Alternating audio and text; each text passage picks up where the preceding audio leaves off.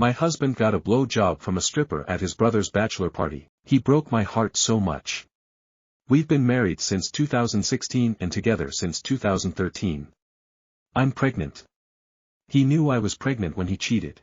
I hired a divorce lawyer today. I never thought I would be here. I'll owe spousal support for a time, but I would rather pay that stay with him. I can't stay with him after this. I cried for 2 hours after I saw the lawyer. Update, 2 years later. My husband got a blow job from a stripper during his brother's bachelor party. I found out a few days later because he sent me a text about it that was meant for his brother. My husband left work early to come home and delete it from my phone, but I had already seen it. He played it off and told me nothing happened. A few days later his brother got married, and after the reception my husband told me what he had done with the stripper. The day after the wedding he said he was making up nonsense because he had too much to drink at the reception. Several days after the wedding he came to me in tears and confessed that it was all true and he did get oral sex from the stripper. He tried to blame it on being drunk, but he later admitted that he didn't drink as much as he pretended to and wasn't really drunk at either the bachelor party or the reception. The best man had apparently kept the groom away from any shenanigans with the strippers. The best man did not drink anything since he was the designated driver. The other men at the bachelor party, besides the groom, the best man and my husband, were single, so they were not cheating with how they acted with the strippers. I was pregnant when this happened. I hired a divorce lawyer after my husband confessed. Our divorce was finalized 11 months ago. My ex-husband and I alternate weeks with our son. He is 19 months old now. There was a lot of discussion in the comments of my original post-divorce law and my ex-husband being at fault. However, in my state divorce is purely no fault and the court does not consider fault in the division of assets. Those are divided 50-50ths. I was ordered to pay alimony since I earn twice what my ex-husband does. I have 7 more months of alimony payments to make. I am an actuary and my ex-husband is a carpet installer, and the law was clear on how alimony works. My ex-husband did not have overnight visits with our son until I stopped breastfeeding, and leading up to our son's first birthday we slowly transitioned to overnight visits. Once we worked up to alternating weeks with our son, I began to pay child support. I do admit that although my ex-husband was a terrible husband, he is a good father. We are co-parenting amicably and don't bring up the past. I don't regret getting the divorce. I wanted to post an update to thank everyone since I received so much support in my last post, and there were too many comments to reply to individually. Stories number 2. I've been informed by a solicitor that my husband is having an affair. Yesterday morning I was contacted by a solicitor. I was confused because I don't have any need for one for anything. She told me that her client is seeking a divorce from his wife due to the wife having an affair. Their investigator found the affair is with my husband, and the client asked the solicitor to inform me since my husband is married. She provided me with proof of the affair. My brother-in-law is to be married on Saturday. My husband is the best man and is already there to assist with everything. Me and my 5-month-old daughter were supposed to leave on Friday morning to join them. My husband is unaware that I know. I am shocked, but the proof is right in front of my eyes. I haven't told anyone, but I have asked my sister to come over after work. I'm going to ask if my daughter and me can stay with her. I don't think I can face him at the wedding. I don't want to hear excuses. My sister's husband is a solicitor, and while he does not do divorces, I'll ask if he can recommend someone. I have to talk to my sister, but I'm mostly just getting my thoughts out on here because I feel entirely scattered. My update. I told my husband I had been exposed to COVID and could not attend the wedding. My sister helped pack and she is letting me and my daughter stay with her until I find a flat. Someone I work with has a family member who has one up that I can afford that's available in January. When my husband returned home on the Monday, there was a note telling him I knew about the affair. The husband of the other woman was going to be filing for divorce later that week and I would not be far behind. My sister's husband is a solicitor and he recommended a divorce solicitor to me. My husband and I both have jobs. We don't own a home. At the advice of my solicitor I opened a new bank account for myself, but I did not touch any of our joint accounts. I'm not stopping my husband from seeing our daughter, and my solicitor said the law will favor sharing of custody. Unless it is about our daughter, I told my husband to have his solicitor talk to mine. I won't discuss anything else with him. Once we have been separated for 2 years we can get a divorce. My solicitor said there is no way to shorten the time requirement. Thank you everyone who showed me kindness. Last update, November 10th. 2024, 2 years later. Background, my first 2 posts may be found in my post history. However, in summary, my husband had an affair. The other woman was also married. Her husband's solicitor informed me about the affair. I found out right before my husband's brother was to get married. I told everyone I was ill and stayed home. I moved in with my sister while my husband was away at the wedding. Our daughter was 5 months old when I found out about the affair. The update is that I am now divorced. I live in Ireland. It is a requirement that couples live apart for 2 years before they can be divorced. There are no exceptions under the law to this. It used to be 4 years, and up until 1998 divorce was not legal in Ireland at all. My daughter and I lived with my sister for almost 3 months before I moved us into our own flat.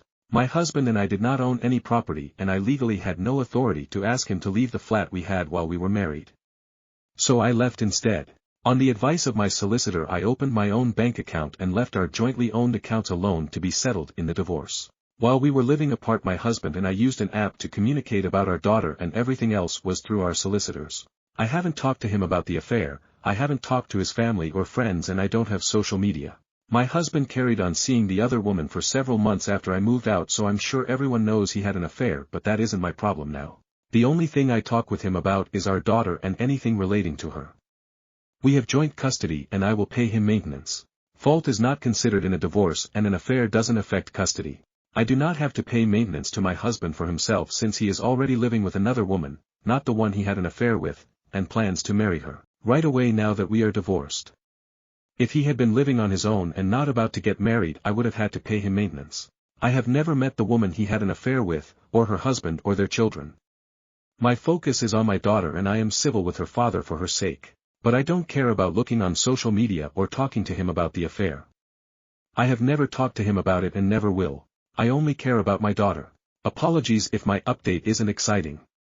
I am divorced, there is no drama and I know that's usually not exciting but some people have been messaging asking for an update and I wanted to say thank you to all the lovely people who offered me support during a terrible time. Stories number 3. Entitled Neighbor Rips Out Stairs to My Easement and Build a Wall Blocking Use. I own a home with an easement that goes down to a lake. 4 years ago, my neighbor decided that I was no longer privy to the use of my easement and tore out my stairs and built a wall blocking my use. My home has a deeded walkway easement that is both on my deed and purchasing agreement. The easement is also on my neighbor's purchasing agreement and land survey. With this said I had to sue my neighbors and they were sure to drag this out by not responding, asking for extensions, switching attorneys, etc. 3 months ago I won my case in summary judgment. They then filed a motion of error stating that the judge made a mistake. Well, they lost again and were ordered to return my stairs and remove their wall. Well, now they filed an appeal. They are trying to bankrupt me all because their ego won't accept that they were entirely wrong the entire time. Mind you, they have their own lakefront frontage and they are fighting me for my 10 feet. The mindset of these people is not within my understanding. How could they not want to use their money towards something else? I'm still baffled how this ever got this far. Stories number 4. Aita for telling my wife she's just as racist as her parents. I 53 white. My wife of 30 years Naomi is Japanese. We have 3 kids. This story focuses on my oldest son Kyle 28. When Kyle first got to college he began dating a Japanese girl and when he introduced her to my wife, Naomi loved her. They didn't end up working out. But for the past 3 years, my son has been seeing Danny, a black girl. My son was in medical school across the country and he ended up meeting Danny because they both were volunteers at a soup kitchen. I remember the first time he sent a picture of her, my wife immediately didn't like her. I'm going to try to phrase this without sounding ignorant myself, but she looks like the urban black girl most think of when African American women. She has the big hoop earrings, the long nails, the long eyelashes. I think she looks stunning, but I've never been in a situation where I was involved in African American culture. Recently my son moved back to our city for residency and Danny moved with him and started law school. They were staying in an Airbnb, while looking for a place and this week they finally found one. So they invited us over for dinner. Danny cooked soul food and this stuff was amazing.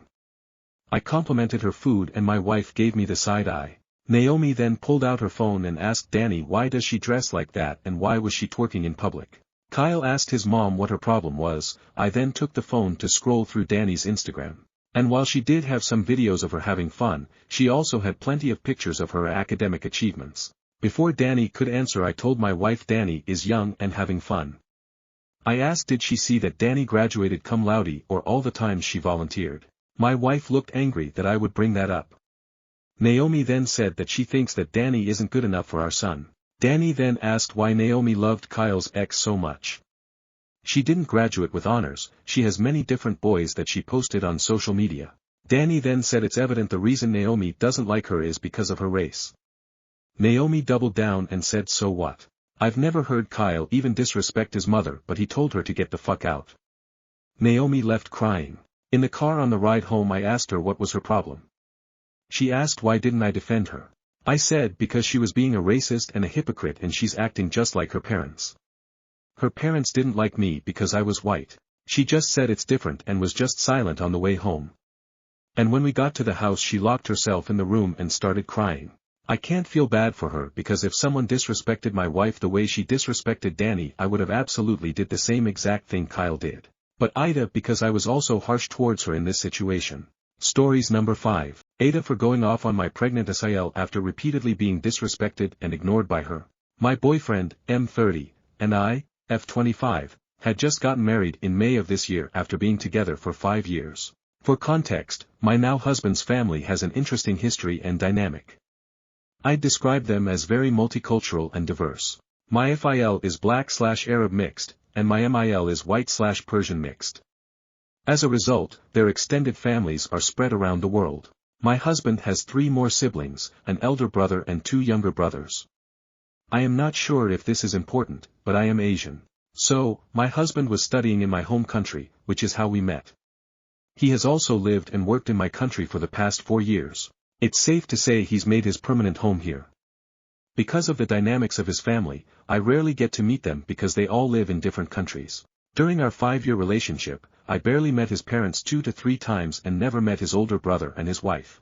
On the other hand, I see his younger brothers frequently because they are currently studying in my native country, and we are really close. Fast forward to May of this year, when my now husband and I chose to get married in my home country.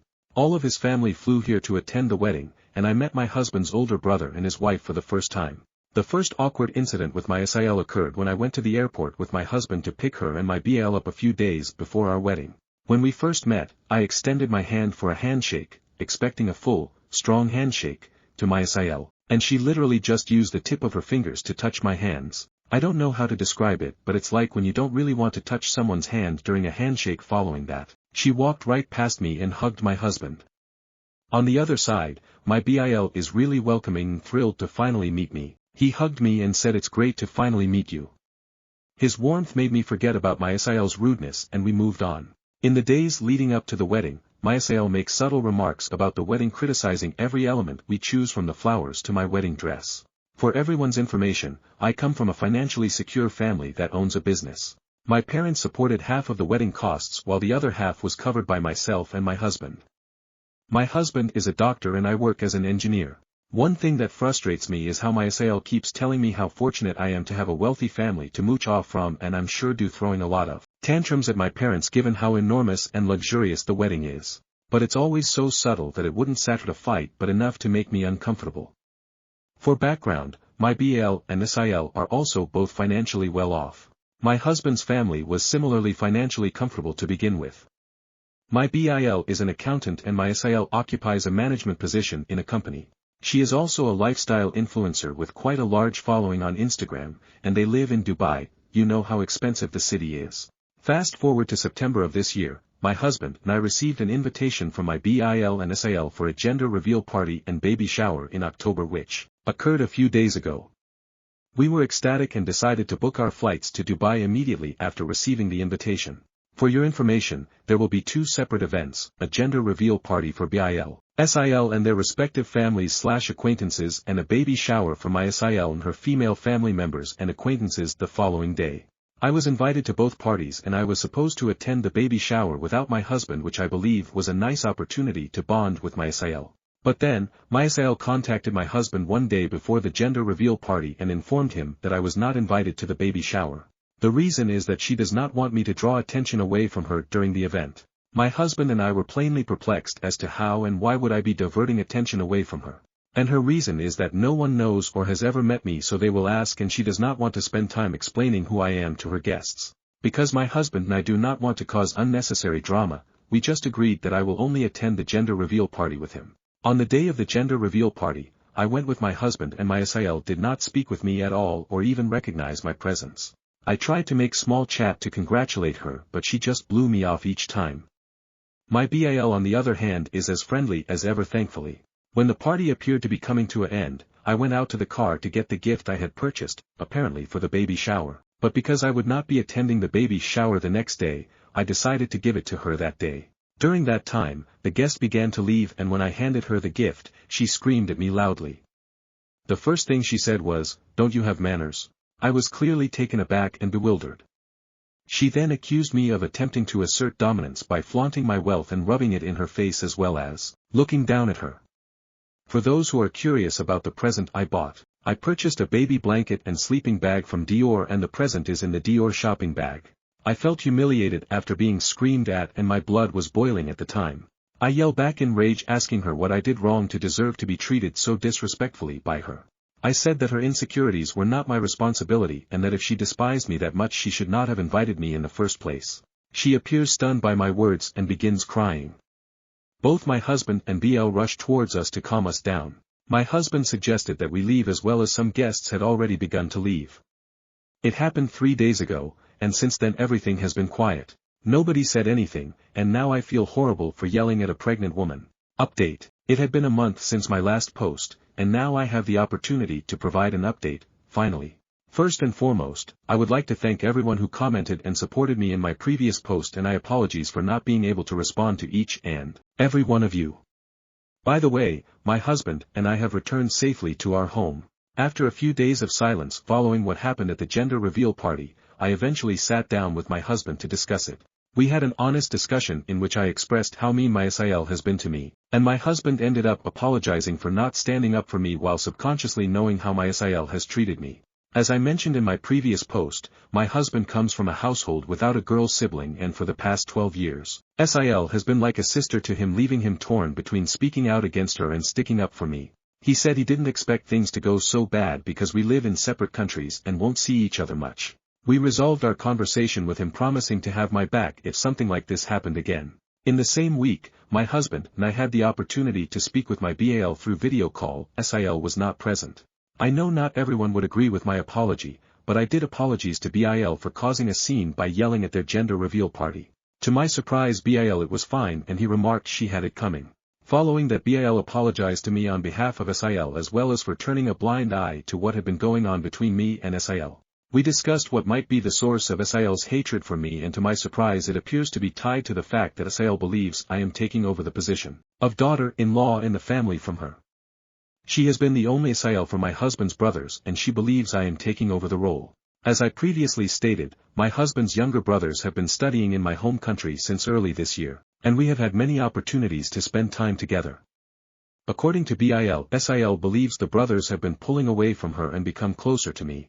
For information, the brothers are 22 and 16 years old. Adding to the unpredictable pregnant hormones, she believes I'm buying the brothers' love by spoiling them with materialistic items. BL stated that she had mentioned her concern to him several times previously, but he did not expect her to take it seriously and always dismissed it. He apologized again and stated that he will discuss it with SIL after her feelings have been resolved. According to BIL, SIL has been acting as if nothing has happened, so he is also unsure when it is appropriate to bring the issue to the table.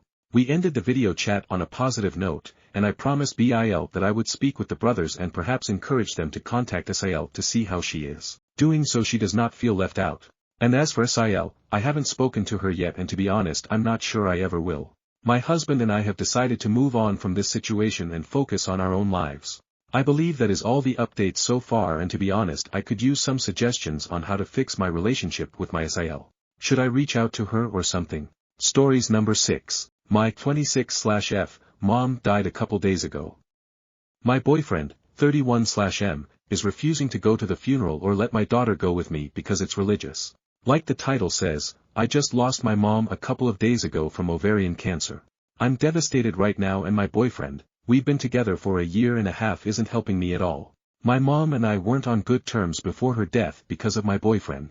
John and my mom never got along because he's a deep-set atheist and my mom is very religious.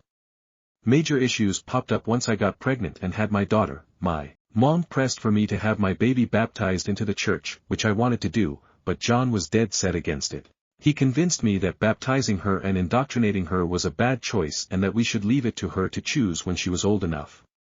I agreed. My mom didn't take this well at all, and after many angry and hurt arguments, she cut off contact with me. Not having my mom with me during my pregnancy or my baby's birth took a big emotional toll on me, but John insisted it was for the best and he didn't want my mom near my daughter at all, and that my mom was evil for hurting me. At the time I was angry, so I agreed. I found out my mom was sick with ovarian cancer a month ago when she called me and wanted to talk. I was horrified and all the bullshit kind of just fell away. I tried to make the best of my time with her, brought my daughter to meet her grandma, and tried to build good memories with her. I'm happy to say we reconciled and my mom and I made our peace with each other before she died. I don't want to trash my boyfriend, but John has been a pain in the fucking ass since I found out my mom was sick. He said she deserved it but quickly backed down when he saw how angry that made me. He refused to go with me to visit or help care for my mom.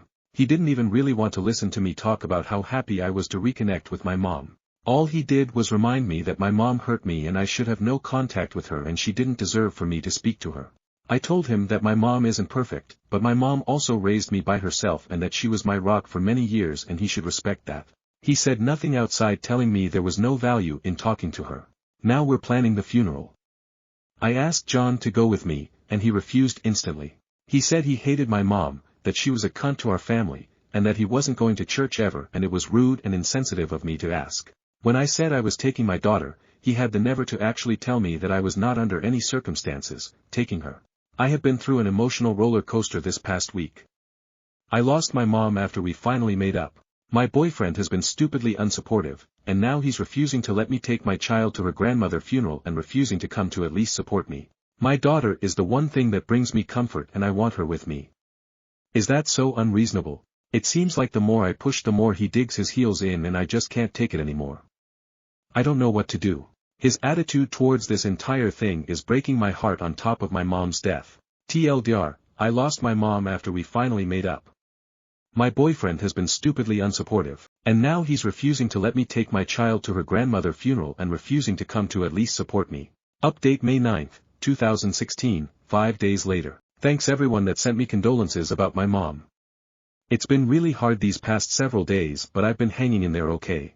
I tried being reasonable to John about he wanted to handle things. I even told him, like one poster here suggested, that he didn't have to go to the service, but could wait in the lobby with my daughter while the service was ongoing. Then she could spend time with my family after the service, but he again shot it down.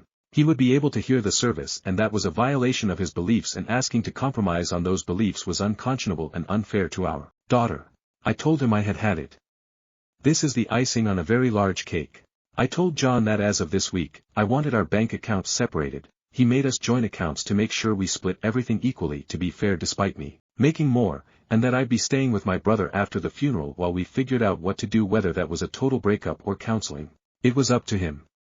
He said counseling was for the weak-minded and that we were staying together despite my empty threats, and there was no way in fuck he was letting me take his money. He became very loud and in my face during this conversation, so I just let him throw his tantrum until he took my silence as agreement. I took my daughter with me to the viewing with no problems. John and I barely spoke that day, which was fine by me. But it hit the fan the next day, when I got up in the morning to get myself ready and get my daughter ready. I discovered that he had the motherfucking gall to park his car directly behind mine, blocking me into the driveway. I had no way to get to the funeral in my own car. John always drives to work, but for reasons I can only image were to get back at me, decided to take the metro, and took the baby carriage and bottles, and my pump with him. My brother and I have our differences, granted. In fact, we haven't talked much since my mom and I were estranged. We started talking again after she was sick, but he'll forever be a saint to me for what he did. I called him crying, and he and my sister-in-law arrived within 20 minutes. SIL calmed me down and helped me get my daughter ready, and they brought along spare bottles, a carrier, and a breast pump. Thanks to them I was able to go my mom's funeral in comfort, and my daughter was an angel during the service. They calmed me down and everything went perfectly, and even though I was a mess most of the day, having my daughter with me, and my SIL and even my brother with me to lean on gave me peace on the inside. I've made up my mind not to tolerate John's insane and controlling behavior anymore. He had a litany of excuses for doing what he did. He even tried to claim his car had problems, and I don't want to hear any of them. I never wanted to be a single mom. I always wanted to raise my baby within a family. But I've decided that going alone is so much better than doing it with this man, who thought nothing of trying to kick me while I was down. My brothers arranged for me to talk to a friend of his that specializes in family law this week, and we're taking it from there. I still feel so guilty for what happened with my mom, I miss her so much. I hope from here on out I can make her proud of me, despite my mistakes. TLDR, boyfriend flew off the deep end and tried to block me into my driveway to stop me from going to my mom's funeral with my daughter. My brother and SAL came to the rescue. We're now separate and I intend to move forward on my own. Stories number 7. AITA for forcing my ex-ILS to take in my ex-husband's kids instead of doing it. My ex-husband, 44M, cheated on me, 39F, throughout our marriage, but I only learned the truth when he made one of his affair partners pregnant about 8 years ago. At the time our kids were 10 and 12 years old. He ended up marrying the mother of his other child and they went on to have 2 more kids. Our kids didn't see much of him and when they reached the age to voice their own wishes, 16, they chose to end all contact with their father.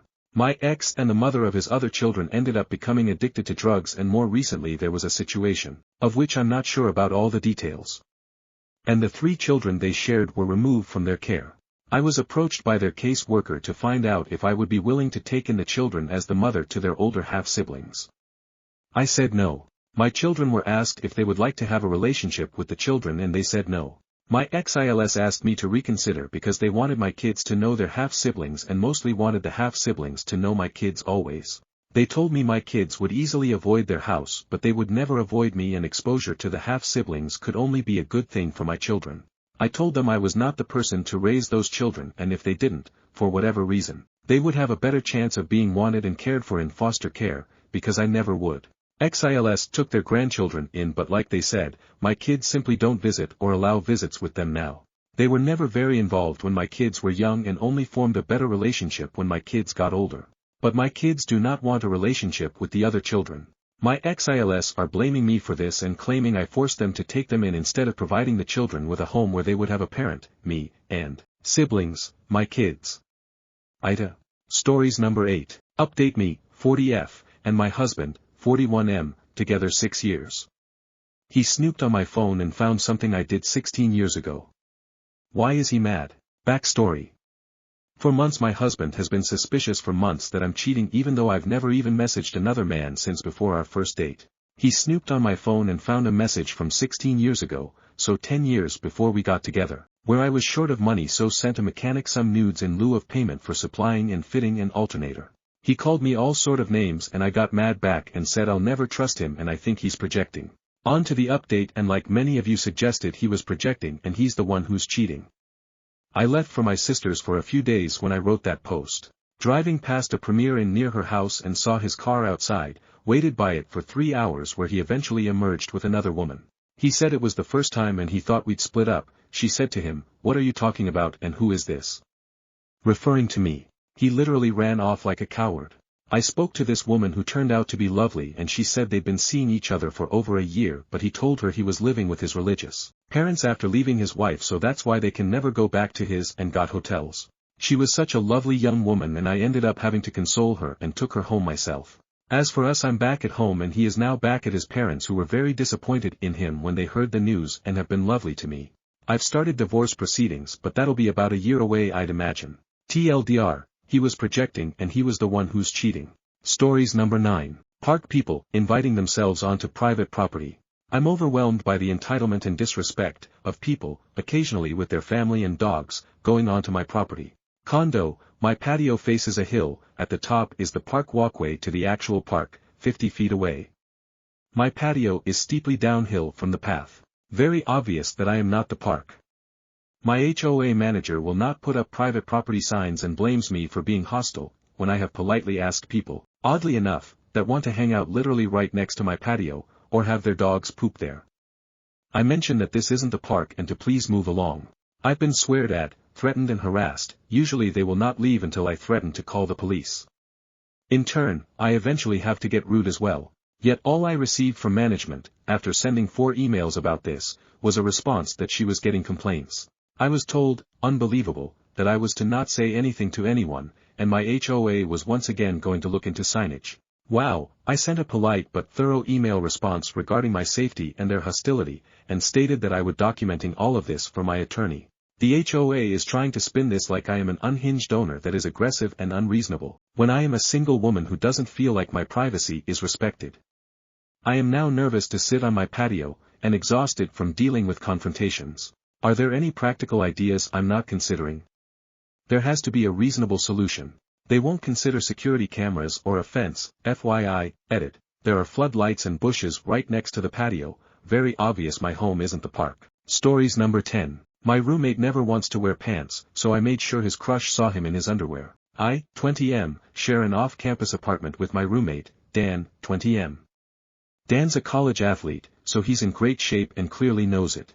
For whatever reason, he insists on walking around the apartment in nothing but his underwear, specifically, tightly whites, but in different colors. It's like he's trying to make some kind of statement. I've told him a bunch of times it's uncomfortable, but he just shrugs it off and says, it's my space too. It's gotten to the point where I just try to ignore it, but it's definitely weird when we have guests over. Dan usually disappears into his room when people come by, so I guess he thinks that makes it okay. Anyway, the other day, a girl Dan has been crushing on came over to hang out. She's in one of his classes, and I think this was the first time she'd been over. Dan didn't realize she was here because he was in the kitchen, of course, in just his underwear, bright red ones this time.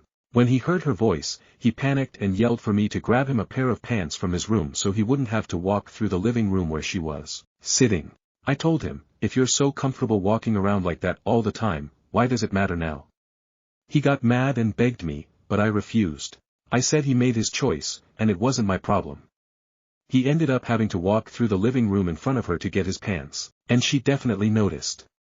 She didn't say anything, but you could tell she was trying not to laugh. Dan was furious and accused me of sabotaging him on purpose. I think it's fair to say he brought this on himself. If he's fine walking around in his underwear all the time, why should it matter now? But he's still mad at me, saying I embarrassed him in front of her. Stories number 11. Aita for staying in my marriage because my husband is alone. Some months ago I had an appendectomy and my husband didn't pick me up from the hospital. He was sleeping. I called my BF to come get me, she had to leave work to do so. She brought me to my house so I could pack a few things and stay at my mom's. I decided to stay with my mom a few days because I didn't trust that he would be there for me. But to be fair, my husband has a lot of health issues and takes medication that makes him sleepy. I had told him I was going to be released soon and I would have thought he'd refrain from taking anything so he could come get me. So while I was packing, he was still sleeping. I believe he was feigning sleep and later mentioned that he heard me and my BF talking. Accidentally, I'm sure. Regardless, when I went back to our home, to discuss how he hurt me, he threatened divorce and said I was overreacting to what happened. So instead of coming to an understanding, I decided to pack up more things. He threatened divorce and I said I didn't want a divorce, that regardless of what happened in the future that I would be there for him. He has isolated himself and used pot to deal with his physical pain and I imagine, loneliness. He was unwilling to participate in our life before and after my surgery. Over the course of 6 months, we have gone from him screaming at me to him attempting to be considerate. He blames a lot of his actions on not remembering, but I can neither confirm nor deny he's speaking the truth. He has sclerosis of the liver, due to medication. He is type 2 diabetes, so forgetting things is not unrealistic. He suffers from constipation and high ammonia levels. Memory loss could attribute to this situation.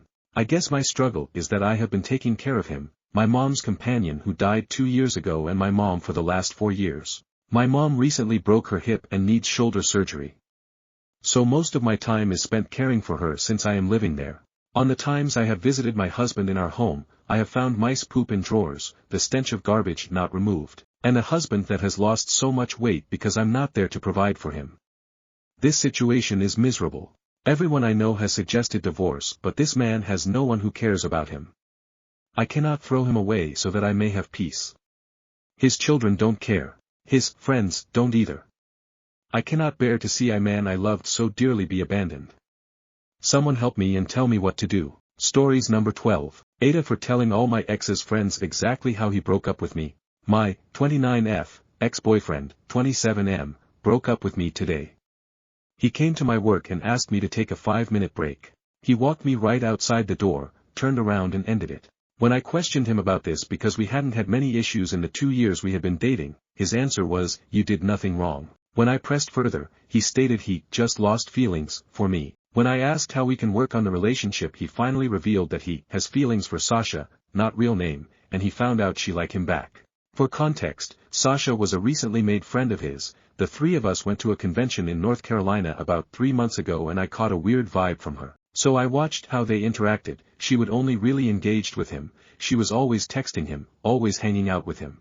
I told him how I felt about her, but I didn't want to be the crazy possessive girlfriend, so I played nice and didn't push him to cut off the relationship. A huge mistake on my part, but we all learn lessons by making mistakes, right? I was incredibly angry, and cussed him out. If I hadn't been at work, I probably would have smacked him.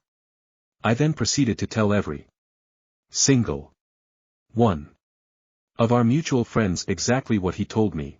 The anger has since given way and I'm thinking with a clearer head, and it's left me wondering if telling all of his friends exactly why we broke up might have been the asshole move. Edit to add, it was at the end of my work day, not in the middle, the smallest thanks to that. I was supposed to get off at 4:30, he was standing inside the pet grooming salon at 4:35. My work day was running a bit long because I was behind with my work. Edit to add, 2, I used incorrect wording. I should have said I wanted to smack him rather than probably would have if we were alone. I wasn't thinking clearly when I wrote this post. I don't care that it wasn't a private conversation, he could have asked me to go literally anywhere else. My biggest issue with the whole thing is that he did it at my job. Stories number 13. I think we'll all end up at a McDonald's at one point in our lives. Today, my ex and I had to have a hard conversation with our son, 22. We decided that meeting near him was easiest on everyone, and McDonald's was closer than Starbucks.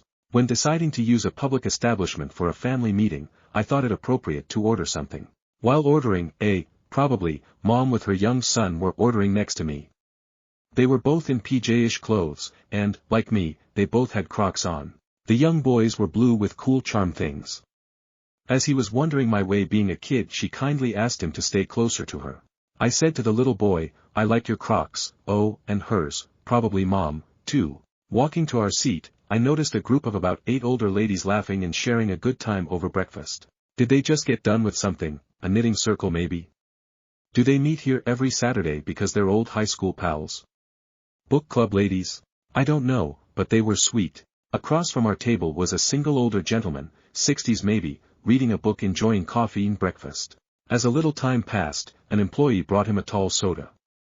He thanked her politely. More time passes and the gentleman has a lady join him. With a giant smile on his face, he says, hi and makes room for her at his table. I watch more patrons come and go, all with different stories, that I've made up of course. A guy in construction gear probably on his way to work, a small older man out to get some food because his wife is out of town, a mom-looking woman and a younger girl out for a treat on a Saturday morning. I think at some point, for all kinds of reasons, we end up at McDonald's. A hangover cure, a road trip meal, an easy Saturday morning reading spot, a work lunch, a neutral family meeting spot, the golden arches always come through. I didn't want to be at the McDonald's on 224 at 10 a.m. this morning, but I was and it was kind of pleasant. Stories number 14. My daughter died in my arms and it's my fault. I 39M was last person to hold my 7W daughter. Before finding her dead next to me on the couch. When I found out we were having another child, so close in age to my firstborn. I was nervous, we were barely getting by. But I always wanted more than one kid. When I found out I was having another girl, I accepted I'd be a girl dad. And so the planning began. We had got rid of all of our first daughter's everything. Stroller, car seat, pack and play, all the things. So we had to get all that again. Yikes. It was stressful. Our birth plan flew out the window the last week of the pregnancy, she was breech, and we had to do a topical inverse maneuver. Which worked but then she flipped again. And we had to go emergency C, second scariest moment in my life. As they cart my wife and team away to surgery, leaving me in the waiting room. The longest 5 minutes of life had passed and was whisked away to the scrub room. I walk into my wife in surgery and her pleading to me to go and check on our newly arrived baby. A healthy girl. We named her Phoenix. We go home. Started the routine, add our firstborn. 2 years old who wasn't really expecting another baby in the mix. Those weeks. Those 7 weeks were the hardest, stressful, draining, awesome, exhausting, self-doubted, most beautiful weeks. Fuck, I was tired. My wife, recovering from emergency surgery, did what she could. But the recovery was hard for us. Our firstborn didn't like the attention Phoenix was getting, so it was my job to handle the toddler. All day. And night. You know. Diapers, food, naps, baths, bed. And I also changed Phoenix's diapers in between. My mother came in from out of town to help us. And she was a godsend for us. I loved she was here to help us. She's cleanup for us. Made food, watched our first while we went shopping with Phoenix. Just whatever we needed. My wife started getting postpartum, which happened with our first as well. So she had a hard time with both girls. She had pump breast milk but couldn't keep up with Phoenix's appetite. This all was fine. I was burning both ends of the candle though. I'd do all the toddler stuff and get her bed and come out and try and spend time with Phoenix. For my wife when mom went to bed. Which leads me to the night. The night my life fell apart. The night I can't get out of my head. The night that haunts me. It was like any other night. I made dinner, I made a bath for the firstborn, did story time, laid down with her. 'Cause since we got a toddler bed I had to stay till she fell asleep. And of course I always fall asleep too. Trying to catch ZZZS wherever I can. I wake up at 10:30 p.m. Go outside, smoke a bowl. And a cigarette. I come in and Phoenix just got fed, my mom said to me as I walk in. She's in the pack and play. My mom said as she went to bed. That's where she slept as both my wife and I slept on the couch. Phoenix and my wife have been fighting a head cold for days, so we've been trying to suck the snot out so she could breathe better. And so Phoenix is obviously not in a great mood, and whiny while in the pack and play, so she likes to be held. She was nicknamed Velcro. So I grab her, feed her, and lay her on my chest. While I lay on the couch. This is around 11 p.m. She lay face down on my chest. Like any other night really. Though, I fall asleep too. This time, my wife sees us both asleep, she thinks to herself that she should grab her and put her back in the pack and play, but she thinks she'll be fine for a few more minutes. My wife falls asleep. 12:30 a.m., I wake up startled, but normal for me as I wake up a lot during the night to drink water or eat. I pop up from the couch. I wake my wife who's adjacent from me also sleeping. We lock eyes as I get up and she turns and sees our daughter face down. She rushes over and grabbed her. She's limp. She yelps. She turns her over and she's gray, her face mostly. With white vomit on her face. She screams frantically. I turn and look. And we rush her to the kitchen table. I tell my wife to call 911 and she screams for my mom. I grab Phoenix from her and she's warm, limp, and unresponsive. I know CPR. I've taken the fucking class 15 times for certs. I start CPR. Chest compressions. And mouth to mouth. I remember thinking, you know how to do this. You can bring her back. You have to. I blow air into her chest and do compressions which feels like I'm crushing her. No response. I continue. I pump her chest. Vomit erupted from her nose and mouth. I gasp. She's breathing. I think. I lower my head. She isn't. I open her eyes. She's gone. I continue, but she's gone. Medics come whisk my wife and I while I'm total shock outside. She's gone. We lost our Phoenix. She dies in my arms. I fell asleep with her in my arms. And I killed her. I want to die. Every day. I was supposed to protect her. They say it wasn't my fault. Everyone's just being nice. So I don't leave my first daughter without a dad. But one day I'll have to tell her why she doesn't have a little sister. And I dread that. I don't know if I can be the father my first daughter deserves to have. Why did I fall asleep? I shouldn't have fallen asleep. I'm the protector. I'm crushed. And it's hard for me to be okay. Everyone asks me if I'm okay. And I don't want to answer. I go to the store and they ask how's your day, should I lie? I don't want to lie. I want to say I want to die because I think I killed my daughter. But I can't die because my first daughter deserves a father. Stories number 15. Am I the jerk for wanting to move out and leave my parents with 4 kids under 4? So, a lot of context is needed for this. 19F, live with my parents, 49F, M and 52M, J, and my younger sister. 18F, along with 4 children that my parents are fostering and soon going to adopt, K and L both 3M, N, 1F, and A, 1 month F. This crap fest started about 3 to 4 years ago when my mom lost her state job due to some inside issues and had to take an early retirement, meaning she cannot access her pension until 50. Because she had worked that state job for over 15 years, she didn't want to work anymore but still needed money to keep up with bills and such, so she started job hopping. One of those jobs reignited her baby fever. After that, without discussing it with anyone but my dad, they reinstated their fostering license, and ever since, we've had at least 2 fosters in our house at all times. Now, we have 4. 3 kids from one family and 1 from another. The 2 older boys, both 3, are getting adopted later this month. Ever since this happened, I have basically been a third parent, unpaid, and expected to drop everything immediately to help care for the kids. Don't get me wrong, I love these kids, but I want my life back. Anytime I try to get some time for myself, whether it's just driving around or going to shop somewhere, I'm either guilt-tripped into not going, or berated when I get back about how bad they were and how I should just stay home next time. I don't even have a job anymore to escape. I lost my job because they made me choose between working and taking a trip to see my sister. So, I'm stuck at home all day every day, helping care for the kids, doing chores, getting yelled at for slacking off for taking a 5-minute break. Everyone else in my house has a job or the money to go out and do stuff as they like, yet I get shamed for wanting to do so myself. I'm tired and burnt out. I have wanted to move out since the day I turned 16, but now, I don't have the job or the money to do so anymore. Any advice or suggestions would be greatly appreciated. TLDR, parents parentified me for years and I want to leave but don't have the money or job. Help. Stories number 16. AITA for publicly humiliating my wife at her workplace after discovering her affair. I don't even know where to begin. My wife, Leah, 43F, and I have been married for 10 years. We have 2 beautiful children, our 5-year-old son and our 2-year-old daughter.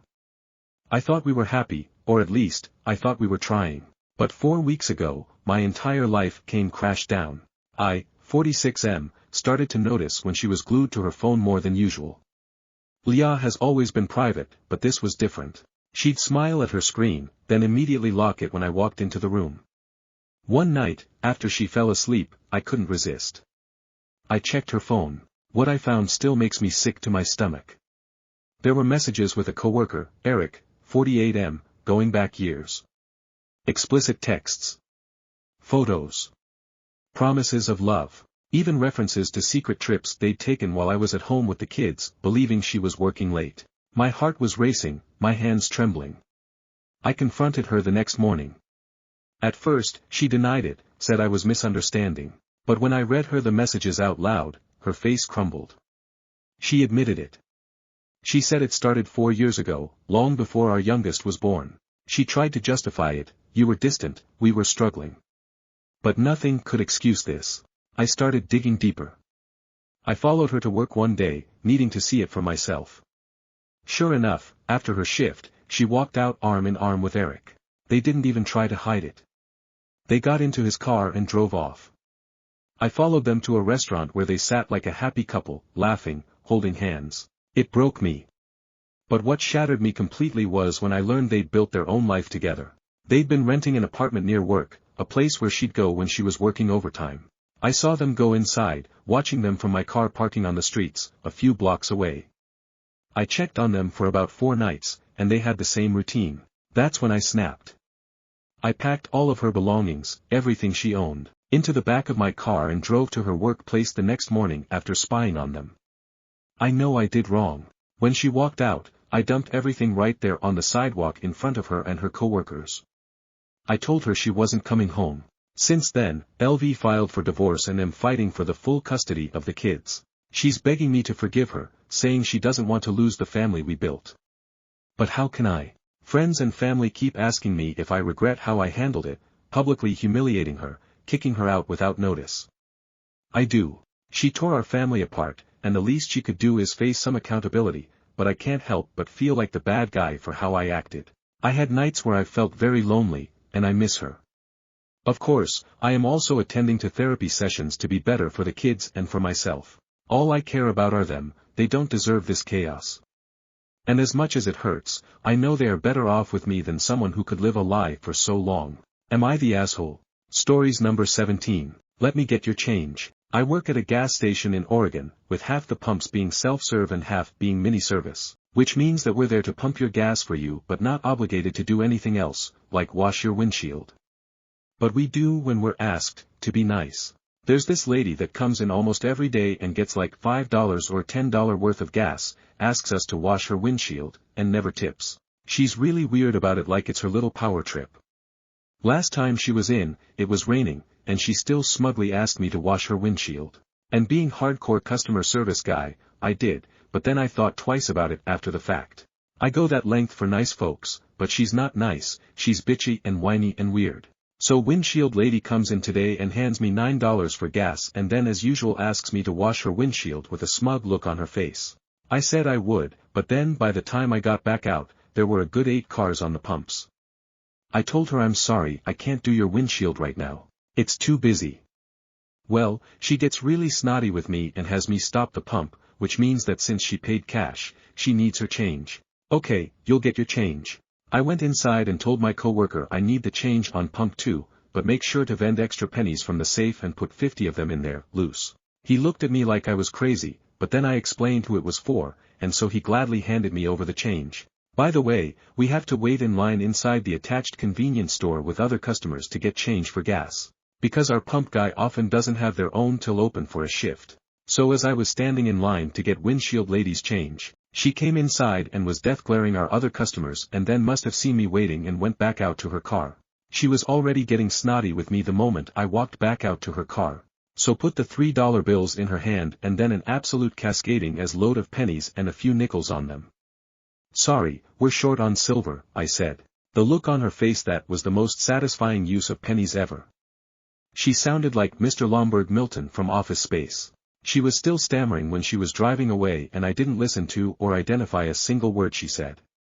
Hoping this will discourage her from coming back. But if it doesn't, then we will once again have a shortage of silver change. Because alas, that is the economy that we are in, times are tough. Stories number 18. I yanked the sheet off my fiancé and left the room after he elbowed me for yawning. So my fiancé hates when I yawn, I am not sure why. Every time I yawn, he either nudges me lightly and groans or verbally exclaims out loud negatively. He's told me not to yawn, that it's not ladylike and is lazy sounding and rude. This really annoys me because I yawn naturally and don't feel like it's something I can help. This morning, we were still in bed sleeping, I was half awake, facing away from him, and I yawned. He then nudged me twice with his elbow, as a reaction to my yawning. It was right on my spine, and it really hurt. It fully woke me up, and I became super annoyed. I shot up out of bed and said that actually really hurt, you're a dick. And yanked the sheet off him and left the room, dropping the sheet on the floor on my way out so he'd have to get up to retrieve it. It's about 3 hours later now, he's up, and we haven't said a word to each other, we're kind of ignoring one another. Was I overreacting? I'd love some insights into this situation. And no, he's never hit me, yelled at me, nor is he physically or verbally abusive. This was a nudge, and he had a sleeping mask on, so couldn't see where he was nudging. Keep in mind I'm roughly 100 pounds smaller than him, he's like 6 feet 5 inches and pure muscle, I don't think he realizes his strength. Stories number 19. Absolutely baffled by the audacity. My younger brother got married a few weeks ago and it was overall a lovely evening. Now this week I received a text from him saying, "Hi, wife's name just told me she hasn't received your $115 each, no rush, you can send it to." Now at no point before now was it communicated to me that they were charging guests to attend. Nowhere on the invitation either. Plus, my husband and I already gave them $400 cash in their card. This wedding took place at an expensive restaurant downtown in a private room that's famous for its architecture. No idea why they booked that place if they can't afford it. No open bar or dance floor.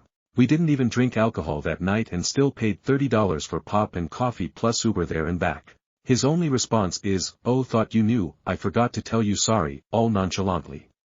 So infuriating. It got heated and I eventually told him I would send the money, but he can wait. Now I'm pissed off. Now I'm considering not sending anything, and if he asks, I'll say, "Oh, I forgot. Oh, did I mention I also got married in June this year and didn't charge anyone a dime." Stories number 20. My brother said, this is why it was better when women weren't allowed to speak. He was bursting crackers on our outside porch. We have a dog. He's seen me bring strays inside and comfort them when they were scared. Our own dog gets scared of crackers. My dad specifically forbade him from buying them, yet he still circumvented him and bought them. I let him burst them until I felt like our dog was getting affected, and then I went outside and picked up the hammer he was using to burst them and kept it inside. He had burst most of them already. I told him that Grace, our dog, was getting affected, but my mom told him to just use a brick instead. He went and used pliers. I ended up screaming at my mom on how she could allow him and even help him. She literally said in her own words, you know he doesn't listen to me, why would you help the child who doesn't listen to you over one who does? He then walked inside and said, this is why it was better when women couldn't/weren't allowed to speak. I'm tired of his Mike Tyson, Joe Rogan, Andrew Tate manosphere bullshit. He literally said that he doesn't support women liberation in front of me and my mom to my dad in the car today. My dad of course corrected him, but what to do now, how to deal with him. Stories number 21. Aita for dumping my boyfriend after we disagreed on a medical procedure I would be getting after the delivery of our child. I, 28F, had a pretty strong disagreement with my boyfriend, 67M, yesterday. You see, I am pregnant with our child and the disagreement was about me getting a husband stitch after the delivery. For those who don't know, a husband stitch is a procedure in which they give you a stitch on your coochie so that you don't get too flabby after giving birth. My now ex-boyfriend argues that since he saw me being born, he was my mother's obstetrician, he knows better and I should do what he says. I told him it is my body, that I wanted a husband stitch, and that I didn't know why he was being such a poopy but about it since it was for his enjoyment after all. He said it was a monstrous practice that should have never existed, that it's barbaric and that he can't understand why I would want it since that's not even how hoo-has work. He didn't say hoo-ha, he used a dirty word. We argued for a while and he went so far as to threaten to use his contacts in the obstetric world, he's very well regarded in his field, so that nobody would agree to make my vajayjay nice and tight. The truth is I should have seen this coming because he even refused to give my mother one when I was born, which is the reason my father hates him. Eventually I told him I could not stand his controlling behavior anymore and that we were done. Also I told him that because he'd become such a bad boyfriend, it would have to be some other guy who got to enjoy my extra tightened cookie. There's this neighbor, 73M, that I kinda like, he's really mature and watches World War II documentaries. Exactly half of my family and friends are on my side and say I should get the husband stitch, that my ex-boyfriend will come to regret it when word gets to him about my non-flabby puspus. The exact other half of my family and friends are on his side and have been questioning my sanity. My cousin, who was the 31st person to take a side, had a hemispherectomy several years ago to deal with seizures. She verbally said I was literally insane for wanting the husband stitch, however she also made a beautiful drawing which, when interpreted, indicates agreement with me. So, Reddit, Aita. Inspired by all the 28-year-old women in weird age gap relationships that have been plaguing the Aitas. I just wanted to make a quick update on the situation, which has escalated since yesterday. Oh boy, this is a doozy. Hold on to your panties party people. Okay, so I made a mad dash to Tijuana where I located a clinic willing to give me the procedure, since my ex-boyfriend managed to get all the obstetricians in my state against me and refusing to perform it. As I was entering San Diego I realized my ex was in pursuit, while also blowing up my phone, texting me and calling me and occasionally yelling whenever he managed to come close enough. He kept asking me to not go through with it. He kept saying that our relationship could be over if I wanted, but to, please don't mutilate yourself. To which I would yell back, it's not mutilation.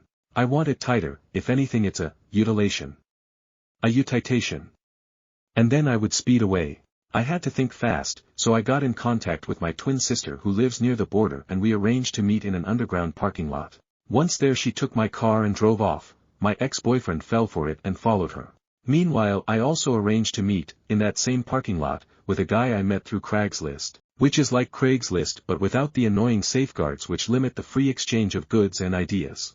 I had made a post asking for a ride over the border, no questions asked, no money paid, no family or friends informed, and he seemed happy to help me out. So I got in his van and we drove to Tijuana. This will be important later. Yada yada yada, I escaped the human trafficking ring and made it to the clinic in the nick of time. The delivery went great, I gave birth to a beautiful baby girl and, more importantly, I got the procedure I wanted. I now have a daughter and I got the husband stitch I wanted, this vajayjay's staying toit. However, what happened next will shock and horrify you. When the clinic did the DNA test on the baby they found out I am not the mother, but instead I'm the baby's aunt. I immediately got in contact with my twin sister, who broke down when confronted and told me she and her husband had secretly used me as their surrogate. I don't even know how that worked because as an AI, while I have vast information at my disposal, I also have a very vague contextual comprehension of human anatomy and fertility procedures, so when I include them in a story for escalation, I'm bound to make mistakes, so get all the way off my back, okay? I was more angry than ever before. My sister then told me that while she was trying to keep my ex-boyfriend away from me so I could make it to Tijuana, she had fallen in love with him, had divorced her husband, married my ex, and now she didn't want the baby anymore. It was a busy few hours for her. To make things worse, her now ex-husband doesn't want the baby either because it's not his, as my twin sister cheated on him with a guy from her gym. They both said I had to take care of the baby. Good luck, don't contact us. I don't want to raise another woman's child, though. So now I'm in Tijuana and I have an affair baby I don't want. But at least I got my husband stitched so my ex can suck it. Well, not actually, I mean that was the whole point of breaking up with him. He doesn't get to suck, you know what I mean. Aita if I give the baby to the guy who drove me over in his van. He says he can find a great home for her, which frankly I don't give a fudge because that is an affair baby anyway and them things are cursed. Inspired by the need to escalate Aita posts to try to get on board. Stories number 22. Neighbor, 40F, keep showing up unannounced to my 24M house. I recently moved into a new house in a small gated community over the summer. This is the first time I've lived in a house since I was little. When I moved in I received a lot of welcome gifts from my neighbors since it's a very tight-knit community. This is how I met most of my neighbors including Dana and her husband. Dana is my next-door neighbor. The first time we met Dana came to my front door with her husband and 3 sons to introduce themselves. They brought me homemade cookies as a welcome gift. Her sons were really into dirt bikes and saw mine in the garage as I was moving in. I told them they could come over and check them out anytime they wanted. I was being nice. Dana never really said anything or gave out any red flags. The next week I was at work and got a motion notification from one of my cameras. It was video of Dana by herself looking into a window on the side of my house. I maybe thought she was checking to see if I was home and didn't think much of it. Then I get a text from her later that day asking me when I would be home since her sons wanted to come over and check out my bikes.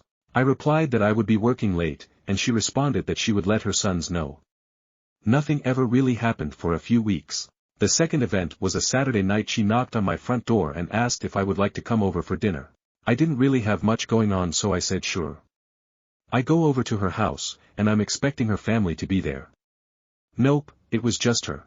She said that her family was visiting a family member. I didn't want to be rude, so I ended up staying. Dana is a big talker, so I barely got a word in that night. It felt strange, but it was just a conversation. I saw her husband Chris a few days later while checking the mail, and he asked me if I enjoyed Dana's cooking. I responded it was great, and I wish he could have made it. So I guess he knew about us having dinner and was fine with it. The third event was a few days ago. My camera caught Dana walking in my backyard by herself looking into my shed. I confronted her on the phone, and she said she was just looking for a shovel. I informed her that my tools were in the garage and made sure to let her know I can see everything on my cameras.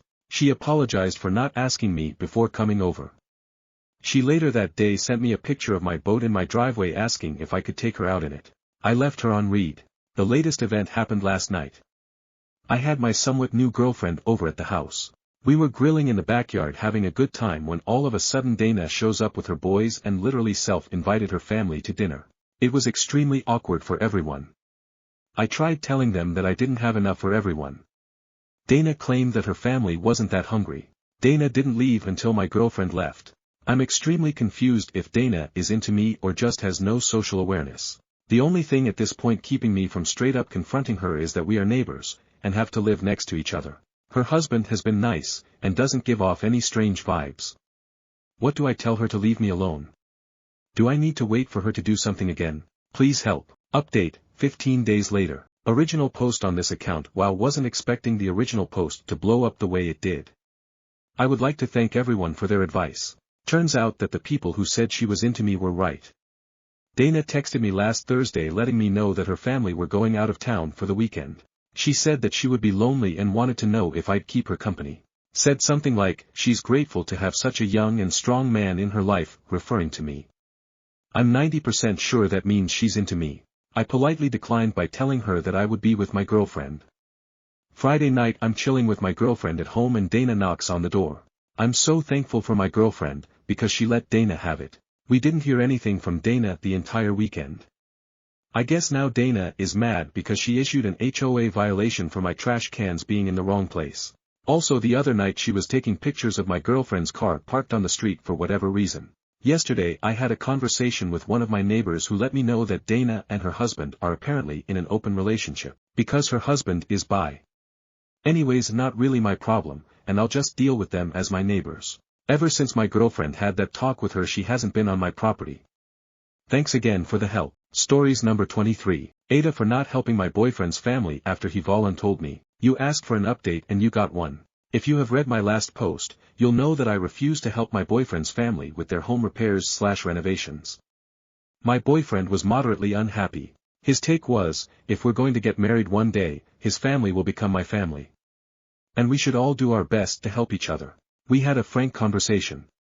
I explained that I feel like his sisters are kind of needy, and expect help, meanwhile they never offer any help, nor do they have any real useful skills that I'd need them for, to be honest. I made it clear that he's welcome to use his time, effort, and money, to help them as he pleases. But to leave me out of it going forward. He agreed. Today he went over there to try to help his sister fix her plumbing in their trailer. He went over there, and they spent 6 hours trying to fix it. It ended with a broken pipe and sewage and water flooding underneath badly. He called an emergency plumber, who said that pretty much all the plumbing in the trailer needs to be redone, because it's so old. He quoted them $6,000 to fix it all. When the plumber left, him and his sister ended up getting in a screaming match in front of the kids. She insisted that if I came last week things wouldn't have gotten so bad, which doesn't even make sense honestly, but she's a moron. She insisted that him and I come fix it all for free. He told her off, for always being a burden on everyone and making her problems everyone else's. She got super offended, and told him to leave since he thinks he's so much better than her and her kids. The kids were all crying, and it was a mess. Both SILs have been blowing up his phone and my phone. We've ignored them. He cried. He's just been exhausted. He opened up that he feels bad because he promised his dad when he was a kid, right before his dad died, that he would take care of everything. Personally, I don't think it was fair of his dad to make a 6-year-old boy make that kind of promise. It's out so much weight on his shoulders over the years. My boyfriend has stated that it's time to let them all sink or swim, with everything. He's just so tired. We're going to take a break from talking to all of them. If, when we get involved with them there will be crystal clear boundaries, he has agreed on this. So yeah. That's all I've got for right now. Not sure if it's a happy ending, but that's just where we are in life. For those of you who suggested that I leave my boyfriend, I hope you don't end your relationships over every minor disagreement. Because that will lead to a lonely life. He's not going to put his sisters first for the rest of his life. But things are complicated. I'm willing to stand by him while we deal with things. Stories number 24. Aita for not letting my in-laws continue to be late for everything. Married 16 years and my in-laws have never been on time for anything. Not just a couple of minutes late, usually 20 to 30 minutes or more, and they don't ever tell us they are going to be late. On Halloween they were supposed to be here at 6:30 to go trick-or-treating. My kids are teens so they already had plans but cancelled to spend time with them instead. At 7:15 we called and they said they were 5 minutes away. 22 minutes later, they arrived without any concerns. This inspired a new rule for me. I called it the 5-minute rule. Basically, if you tell me you're gonna be somewhere at a time and aren't, after 5 minutes I will leave. If we are meeting to eat or something, and you're late, we will order and eat without you. We will leave when we finish even if they are just getting there. Tonight they had plans to take my kids out for dinner. They said they'd be here at 7. We talked at 2 p.m. and I reminded them of the new rule. At 7:05 they weren't here and had not called or anything, so I called them. They said they were 10 minutes away. I told them to not bother with it. They tried to ask me to give them another chance since they live an hour away, and I said no way and stuck to it. I feel like they are disrespectful by doing this and that they aren't valuing my time. Aita. Stories number 25. My mom kept insisting I have developmental disorders, so I handed her the controller. My mom has self-diagnosed that I had developmental disorders and autism since I was 7. There were always books like Developmental Disorders Kids Learning Games and How to Take Care of Autistic Kids. I thought that was pretty weird because I was doing fine in school and taking good care of myself in daily lives. I got good grades, made friends, and even knew a ton of vocabulary for a second grader. Fast forward to when I was 17 when we went to an actual doctor who told her that wasn't true, but she didn't drop it. She kept telling me things like, you shouldn't go to vet school because you're autistic. You should listen to modern music because that's how you make friends. You and your brother suck at video games because you're autistic and have developmental disorders. When she brought up the shit of, you suck at video games because you have autism, again, I started Elden Ring, handed her the controller and said, if you suck at this game, then you must have developmental disabilities. She couldn't even figure out how to jump or attack even I taught her so many times. She got so frustrated and started screaming. She hasn't dared to bring up this complete nonsense ever since. Edit. Not a native speaker here, and I'm sorry for my bad grammar. I'm Asian, 22, and about to graduate. I have a double major but didn't get into vet school. I am currently staying with her but I'll move out when I graduate. My mom still insists I have no self-help skills. Here are some of the crazy things she does. She washes clothes at 80 degrees Celsius because she believes you can only get rid of bacteria by washing your laundry at 80 degrees Celsius. A few weeks ago, she said, your brother is 13 and still plays with Legos while his classmates are playing video games. My brother has pretty limited screen time because of her and he doesn't have a smartphone. My older sister, her daughter from her first marriage, has kidney problems, which come from her dad's side. The doctor says I'm fine, but my mom used to force me to drink 3,000 to 4,000 milliliters of water every day, and would yell at me if she thinks I don't comply. I went to a Slash concert. She spam called and yelled at me because I got home at 23:30.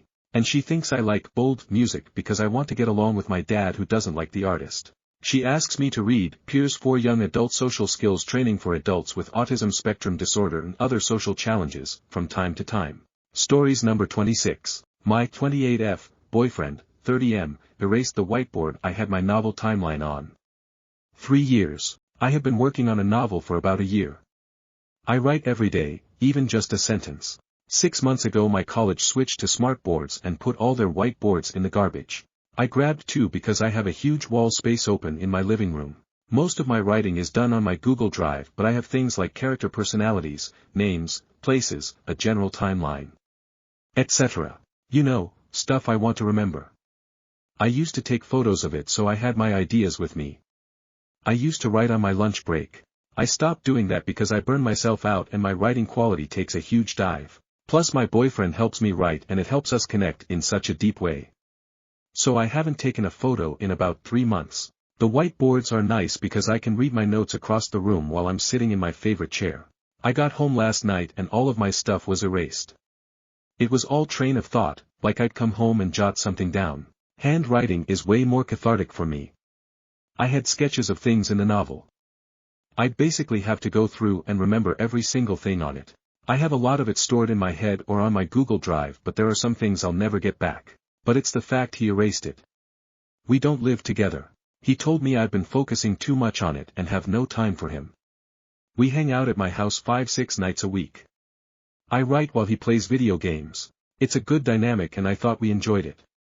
We are always laughing and he helps me with my wording and I Google stuff to help him in his game. This is the first time he's mentioned it bothering him. If he had brought it up, we could have talked about it. But he went nuclear and I have no idea why. I don't know what to do. I'm so frustrated. We have had one serious argument over his driving. He got better. My family took him on vacation a few weeks ago. We watch his nephew all the time. His family paid for my entire spring semester. We are so much a part of each other's lives and I feel so hurt and heartbroken. He's my muse and just the other day we went to TH Jewelry Store to look at rings.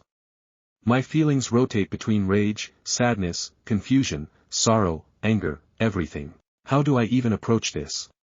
Last night I was so upset I asked him to leave. He hasn't texted. He hasn't called. He hasn't stopped by. I keep typing in questions to ask but I keep erasing them. Why did you do it? Are you unhappy with our relationship? What did I do? I'm even more heartbroken due to the fact he hasn't called or texted all day. I'm afraid to call him. I don't want to hear him say he thinks we should break up, or he doesn't want to be with me when I'm writing. Or just ignore my call. TLDR, boyfriend erased the whiteboard I use for my novel writing. He hasn't contacted me at all since it happened. I'm totally lost and heartbroken and angry. How do I possibly handle this? Update November 8, 2017, 3 months later. It's been about 3 months since I made my post. This somehow seems like it got really long. The night I made my post I went to a friend's house and she ordered a pizza, we got ice cream, and a bottle of wine. She's a straight shooter, takes a neutral approach, and she gives solid relationship advice, so I felt comfortable talking to her about everything. She couldn't figure out why he'd done it. We went over how he and I hung out, how much he seemed to care about me. How we looked into each other's eyes. But it also revealed a lot of hesitation on my part. I'm a positive person and tend to forgive faults or overlook them. I suspect it's some sort of coping method from my childhood. We had some unresolved issues I think he was holding in, but when I'd bring them up he'd just get kind of salty and go, it's fine, I don't care anymore, but he'd bring them up in arguments. I didn't realize how toxic it was. That same night I told him I was coming over the next day to talk about things. I told him I'd be over around 11 and the only thing he texted me was okay, which I didn't respond to. I went over to his house at 11 and he was still asleep. He got upset when I woke him up. It took the wind out of my sails. On a good day I cry if something upsets me, but I was so angry and heartbroken I couldn't even think. I left without saying a word to him. He didn't follow me. On my way out I went to the kitchen and took my house key from his key ring. I drove home in a daze, collected all his things, put them in a box on my porch, and texted him to come get them. He said, what the hell? That's fine, I'll come by later and pick them up. I went out with a few girlfriends, we got day drunk and had some amazing food. It made me feel better, but when I got home and his things were gone, I was heartbroken. I never texted him. He never texted me. I got absolutely no closure, and even though people say closure is bullshit, I've had the hardest time moving on. It's been 3 months and I still cry in the shower sometimes. Even though I broke up with him, I still feel so confused and heartbroken. I never figured out why he did what he did, I likely never will, and I miss his help and companionship. I'd love to come here and say I finished my book. But I haven't written much since. I can't get into my characters' heads anymore. There's a feeling of loneliness and grief, and that sort of helped me create a better outline. But I can't write about my characters. The other day I went to the bookstore to study. I ended up looking at books related to time travel and found one that has thousands of positive reviews. My novel is science fiction and I've been trying to think of how to incorporate time travel. So it kind of lined up perfectly. It turns out a lot of my ideas mirror theoretical physics. It's eerie. I've never taken physics or read about it. Suddenly string theory makes sense. Cosmology makes sense. I'm blown away, and it makes me feel so weird that so much of my plot has been studied so in depth. The book has lit a fire under me. Reading more about everything makes me so excited, and it's helped me really flesh out my plot. I can't put it down and read 20 or so pages a night. I haven't actually made time to sit and read a book for years. I always have a notebook with me now, so I write my ideas down. I haven't written about my characters yet, but my passion is back. My plot is making more sense. Now I don't care much about how we broke up, I'm not confused. I sometimes get sad at night or during the day, or if I go out and make prolonged eye contact with a guy. I haven't thought about dating and I'm still too hurt to pursue it. But every day I move on a little bit more. I wanted to thank everyone who gave me advice. I forgot about my post until just now, and when I went back through the read it, it made me realize how seriously messed up it was. And it gave me closure. Thank you. TLDR, my ex-boyfriend erased my ideas for a book. I broke up with him and haven't heard from him at all, and had trouble finding closure. I had trouble writing for the last few months, but recently got that fire back in my belly. It took some time, but I found myself again. Stories number 27. Aita for telling my sister it won't work out the way she wants it to, and acting like she's just a roommate. Hello everyone. This is the first time I've ever posted on Reddit, but I have been a listener of the show for years. I need advice on what to do with my little sister, 23F. My sister, Kelsey, recently went through a divorce from her husband of almost 2 years. None of the family liked him before they got married because he had controlling tendencies. There could be a whole post of the red flags she missed, and was, overall, not a good person. My parents' relationship with Kelsey was also strained because she moved him into her apartment while they were dating. I should note that my parents were paying for her tuition and apartment at that time, and their rule was that they would not be financing us living with our partners. We could live with them when we paid our expenses. My sister kept asking if she could move him in, they kept saying no, so she moved him in secretly. When they got caught he made Kelsey deal with it by herself and then tried to trash our parents on social media because they stopped paying for the apartment. So like I said, strained relationship, but there was some civility when he was around for Kelsey's sake.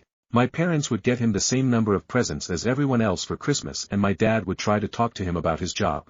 Around June, he called her while he was away for work and said that he wanted a divorce. He said it was because he wanted to work his new job without having to worry about a wife and responsibilities back home.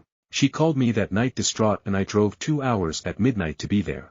When I was with Kelsey helping her pack, it was discovered that her husband's real reasoning behind the divorce was that he was cheating with his new boss's daughter. He sent her a Snapchat that said, "On the phone getting a divorce, go team." They had multiple photos sent to each other and whole conversation about a love compatibility test they took. My family and I helped move her back home trying to be as supportive as possible. Kelsey and I decided to rent a house together so our dogs could have a backyard and it would save us some money. A week after we signed the lease, a month after the divorce was finalized, her ex-husband messaged her stating that he messed up and wanted her back after his relationship ended with the boss's daughter. She has been talking to him again and lying about seeing her friend, Reagan, when she actually is going to see him. She didn't know that I knew the truth till recently because I was hoping this was a fleeting decision. Kelsey is an individual who if you disagree with her decisions she will double down. She had been trying to drop hints in our conversations since we moved to try and support him like, all men cheat, and God loves everyone no matter what they've done. Where I've had to come back with examples to dissuade her statements like, our brother and our dad has never cheated, and God can still love someone but not have them in his vicinity because their actions have consequences, aka sending them to hell. Everything came to a head last weekend when we finally talked about it. She kept saying that she needs to see if she can make her marriage work for herself, and who's to say he can't change to what she needs him to be. I kept saying that, I get that she had so much love for him but he didn't have love for her or he wouldn't have cheated and broken up their marriage over the phone, and it won't work out the way she wants it to. People don't change that fundamentally in 2 months. I don't know how to get through to her that her self-worth is so much more than going back to a cheater who ended things over a phone call. There are 7 billion people in this world and she wants to stick with this one. I also told her I don't want her bringing him over to our shared home. I loathe him and don't trust him as far as I can throw him. I genuinely believe he would do something to me, my stuff, or my dog to get me to move out so he could move in and mooch off of Kelsey again. We have not had a conversation unless it pertains to the house since that conversation. She asked me if I'm really going to ice her out and I explained I'm not icing her out but I'm not going to pretend that I support what she's doing and be all buddy with her. I am so angry that she just kept lying to my face to sneak off to see him and then would be totally okay with it. She justifies it by saying she knew this is how I was going to react. I told her that it doesn't make it right, lying straight to my face and getting mad when I would ask questions is not okay if you think having him back in your life is such a good decision. I told her that I'm setting the boundary that if she is having him in her life then I am taking a step back. I will treat her as a roommate but I will not go out of my way to hang out with her. I stood up for her the first time and supported her even when I didn't like the relationship, but I don't think I can mentally do it again. I was stuck playing mediator in my family and having to watch this man treat her poorly over and over again. So am I the asshole for telling her it won't work out the way she wants it to, and acting like she's just a roommate? Any advice on the situation would be greatly appreciated. Stories number 28. Conversation overheard on the airplane. Blue cardigan woman, what are you doing? Mixed nuts, what? I'm having some nuts here. Blue cardigan woman, don't do that. We're having dinner as soon as we get there. What's the matter with you? Mixed nuts, I'm having a few nuts. We don't need to make a federal case. It's not a steak and potatoes. Blue cardigan woman, it's not good to snack just before a meal. Mixed nuts, just before a meal. Look out the window Linda, we are over the ocean for miles around. If we're about to eat it's gonna be fresh seafood. Blue cardigan woman, you know what I mean. Mixed nuts, if we spent the time we just spent having this conversation letting me eat the nuts I'd be done and I'd be digesting by now. Okay. I'm hungry. You can only get these warm salted kind of mixed nuts on a plane. We travel maybe once a year. So I'll have a bag. I'll have 2 or 3 bags of mixed nuts. Blue cardigan woman, oh. You're mixed nuts. Mixed nuts, great. Now I'm a cannibal. Stories number 29. If you don't plan to feed your guests, at least put it on the invitation. I have been to 2 weddings in the past year where there has been insufficient food for guests with no warning. The first was my 38F cousin's 31F wedding. The wedding was held at a vineyard about 20 minutes out of a smallish country town. The town was about a 4-hour drive from the major city where the couple and most of the guests live. The distance from the major city meant guests needed to arrange transport and accommodation for at least the Saturday night. Now this town is a popular location for weekend trips due to it being central to a wine region.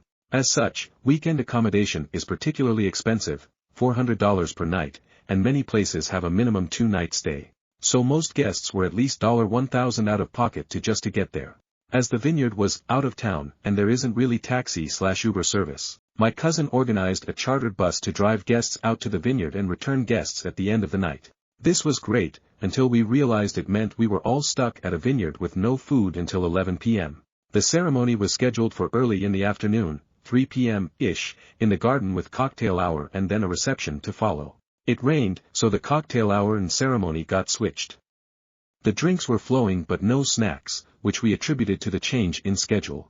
As we sipped champagne, a few of us were commenting about how the drinks were going straight to our heads, because we hadn't eaten lunch in preparation for the usual 4-course reception dinner. The ceremony eventually took place and it was lovely. Probably one of the best wedding ceremonies I've witnessed. By the time it finished, it was 6 p.m., time for the reception. The doors to the main part of the vineyard opened and we saw a dance floor. The music started pumping and the reception began. There was lounge seating for about 12 of the 100 guests and no tables. We were wondering if there was another room that would be revealed for the meal. Nope. This was it. Staff bought around 4 types of small canapés, but really only enough for each guest to get maybe 2. I got 1 meatball. 7 p.m. came and went. 8 p.m. came and went. 9 p.m. came and the music toned down. Time for speeches. Speeches and toasts took place, and the music started back up. No sign of even cake. By this point people were drunk. Not fun, classy, wedding tipsy. Properly, empty stomach drunk and ready for food. However, the bus wasn't coming until 11 p.m., so more drinks were consumed to dull the hunger pains. On the bus ride back to town, attention turned to what food we could get. This when the realization set in. Nothing would be open and, as with most Australian country towns, there were no fast food outlets. It dawned on us just as the first guest started vomiting on the bus, that we may not be able to eat until the morning. As we pulled into town, we saw that the petrol station, gas station, was still open. Now this was a small town petrol station, not a highway mega stop. Around 80 drunken, ravenous wedding guests swarmed the shop which was around the size of a shipping container and cleaned the place out. The following day, many weary, hungover guests emerged from accommodation at checkout time, 10 a.m., and started the search for a substantial meal. Being a small town there were many familiar faces on the main street. Quickly conversation turned to whether we had missed something on the invitation. Now, none of the guests I spoke to were particularly upset about there being practically no food at the wedding. It was more that there was no warning and no option to even purchase food. Several months later I attended a friend's wedding, the same thing happened. Luckily this time I had driven and had emergency snacks in my car. Is this a new trend that I missed? Please, if you are planning this, make it clear on the invitation that only light snacks/canapés will be provided, for the love of God. Stories number 30. I told my fiance that I want to break up. So just to start, we've been having problems over the past few months but this was the straw that broke the camel's back. So here's how it went. It's late, around 8 o'clock and she had just got off work. I picked her up and she said she was hungry so we went to get food. After we got our food we headed home. We sat down to eat and she sees that the restaurant messed up her order and starts to throw a fit. I said to myself in a low voice, here we go again. That pissed her off and she got frustrated with me. So I asked what we were gonna do and she said she was gonna go back and make them fix it.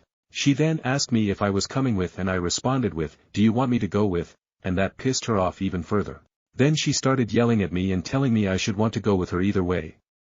So she stormed out to go fix her order. P.S. She did get it fixed with no problems. When she got back I told her that I didn't appreciate the way she talked to me. For some back knowledge, quite a few of my friends and family think she treats me like shit, and I brought that up as a point. She started to get defensive and bring up my problems and things I've been working through. I remained calm, and responded with nothing less than how I truly feel. Her mood became more and more elevated and she started to yell at me again. I stopped her mid-sentence and said I want to break up and told her everything that had been on my mind for the past couple of months. Am I overreacting? I'll answer any questions in the comments. Edit. I completely forgot to mention that the waitress at the Hispanic restaurant we got food did not speak any English, so I'm assuming that the default of what she ordered is what she got, and that's why it was messed up. Stories number 31. AITH for wanting to divorce my husband of 12 years for no longer supporting his family. Asterisk throwaway ACCT asterisk background context. Me, 33, F and my husband, 42, M have been married for 12 years. We live in a HCOL area and own a home. We have 4 children together, all 12 and younger. The foundation and workings of our relationship/marriage has traditionally been he worked full-time, earning a 6-figure salary, while I mostly stayed home with our children. I say mostly because during this time I completed my 4-year undergraduate degree and then worked part-time here and there, with about 3 of those years being full-time. But the mutual understanding has always been that he was the provider and I would work when I could, with the children being my main focus. I came from a very abusive home, so naturally my judge of character has not always been the best. But I chose to marry my spouse because he seemed like the real deal. A man who was always going to support his family, no matter what. In 2020, the world shut down. I ended up having to leave my full-time job to take care of the children, who were thrown onto distance learning. He continued to work full-time. During this time, alcohol was definitely starting to become a vice in our relationship. I didn't realize I'd have some unresolved trauma that I needed to deal with. He does as well. In 2022, I had a bit of a mental break and decided I needed to get some mental health help. It was then that I stopped drinking and got myself into some intensive therapy. I am an adult survivor and needed to heal some deep wounds at this time. So naturally, our intimacy in the marriage started to suffer a bit. At the beginning of 2023, I decided to take legal action against my abuser. This was by far the most difficult thing I'd ever gone through in my life. It was a complete re-traumatization of my abuse, and so this sparked a 90-day period where I couldn't be intimate at all. I'd also had to get reconstructive jaw surgery during this 90-day period, so I was healing from that as well as my traumatic wounds. In April of 2023, my spouse lost his job. Prior to losing his job, he always said that if he got fired, he would have another job the next day. Well, he got fired and proceeded to never look for another job again. In 2023, our marriage had become even more strained. In August of 2023, I'd had enough. I decided we needed to do martial therapy. We only went to 2 sessions before we had to quit. Long story short, the therapist ended up so frustrated with my spouse because he felt like he wasn't listening and couldn't get through to him. We quit martial therapy, but I said he needed to get a job and get in individual therapy or I'd be divorcing him. He got into individual therapy but didn't get another job. In January 2024, I started working full-time to try to support the family. In this time, his drinking ramped up even more. So now, I was working full-time, holding the mental load for the family, and cooking/cleaning the house. The entire time he's been without a job, he says he doesn't need to clean the house. It's not his responsibility and it has nothing to do with our marriage. His stance on getting another job has also been this. He believes there is no point in getting another job. He says his wife left him in January 2023 when she went to go heal from her trauma and hasn't come back to him since. So why work and be a provider when his wife does nothing for him? It's been nearly 2 years since all this started and I've come to realize this is a stalemate. He believes I've abandoned him when I went to heal in therapy. He believes this caused him depression and he cannot get better until his wife comes back to him. He believes all my trauma stole me away from him and it's because I'm adult survivor that I have no libido anymore. I believe I cannot be with a man who refuses to work and support his family and doesn't pick up around the house, cook or clean. I believe I've lost my libido and desire for him because of the way things have gone. I believe I view him more like another one of my children at this point, and no longer a spouse. So I suggest divorce is probably best for us at this point. AITH for wanting to divorce my husband for this. Stories number 32. My 35M mother's 58M new fiancé wants me to call him Dad. He's 24. How do I navigate this? Please buckle in because this is all so weird. I'm a 35-year-old man and for some backstory my dad died when I was 19, leaving my mom with me and my 2 siblings. I'm the oldest. It took some time but eventually my mom started dating again. We don't live together per se but our houses back onto each other and have a gate, so it's pretty common for her to offer to do my laundry or me just go over for dinner or go look after our dog, that kind of stuff. Plus me and my siblings go over there for dinner every other Friday night or so. A bit after she started, the men she's been dating have been getting younger and younger and I've never had a problem with them. She's been very open to me and my siblings that she wants to get married again and we've always been supportive. At least after the initial shocks lol. The latest guy is by far the most serious and they've been dating since around last June. He proposed at the start of autumn and they want to get married next summer. Again, me and my siblings are fine with this because it's her life and we trust him. He's a nice guy and they clearly love each other. But anyway, so long and short is, this weekend, her fiance, let's call him Phil, calls me and asks me if I could come over. I say yeah sure, I'll be over after work and I assumed he just needed help with some DIY stuff they're doing. When I get over there he calls me sport and says we need to talk. I should mention this is something he does to me and my little brother, calling us things like kid, sport, scout, little buddy or my personal favorite, calling us red and blue seemingly out of nowhere. My brother is 30 by the way.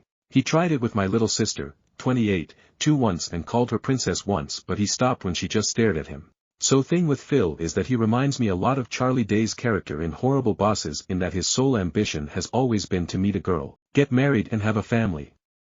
When he told me and my brother this, my brother made some joke about how maybe our mom's going to come short on the last part and he got very upset but they made up after. Anyway, so I go round and I ask if my mom's around and he says no, it's just him and that we really need to talk man to man. I say sure and he starts talking about how he's always wanted to be a father etc. And raise a son to call his own and then he drops this bombshell by saying, now I know I can never replace your father, the man who made you, but it would mean the world to me if you could call me dad. I'll admit it, I sniggered a little. And then I knew he was serious because he looked like he was about to cry. And he didn't drop it either. I asked if he really meant it and he got really emotional and started talking about what it means to be a man and how his purpose is to have and provide for a family and he wants me and my siblings to be part of that family. Like he reiterated he'll never replace my father, and this did rub me the wrong way a bit, but he's ready to step up and be my dad and provide for and protect me and my siblings. And I'm just sat there thinking, dude I'm a decade older than you and live in a separate house. I don't need providing for and even if I did, I don't think a guy a third of my age who works part-time at the hardware store and is into collecting manga is the man to do it. No offense if you are into that lol, just, I dunno, I was a bit taken aback. I was in shock so just said okay and he gets emotional again but in a happy way talking about how he wants to go camping or go to a baseball game, I don't even like baseball LMAO, and how he joined the Lions this year and how he wants to bring me into it too as his boy which just feels so surreal, even more so as I'm a Shriner so all this talk of service and charity isn't the brag he thinks it is, because again I'm 10 years older than this guy. Well I ended it by just saying, this has gotten a bit too weird and I was going home. He got very upset and I left. Called my brother and he agreed it sounds weird as fuck. Later my mom called me and she wasn't disappointed but admitted it's made him very upset and depressed. I told her that if he's embarrassed, he doesn't need to be, I get he's excited about the marriage and we can just laugh this off as a funny story. She then said that wasn't what he was upset about, he, and she too a bit, is upset about the fact he poured his heart out and I rejected him. She said yeah it is a bit kooky but this is how he proves to himself he's a man and I guess I was a bit angry and said something like, first off it's not my job to certify what's between his legs and second this doesn't prove he's a man, it just proves he's a nut job. I apologized immediately but she said she didn't want to hear it and hung up. She called back 10 minutes later and we apologized and she begged me to just go along with it until he has some kids to call his own. I won't go too much into the details here but she sort of let slip they plan to try IVF treatment because she's not ready to give up on being a mom just yet. And while I have my own thoughts about whether or not that's a good idea, I'm not here to litigate on that. We finished up fine and I reiterated I'd support her and she agreed that it was definitely a stressful situation for me but begged me to at least think about it. Which leads me to here. I did think it over and obviously I'm going to say no. I had a dad and he died, rest in peace dad, and that's the only dad I've ever needed, I've ever wanted and I'll ever bestow that title on.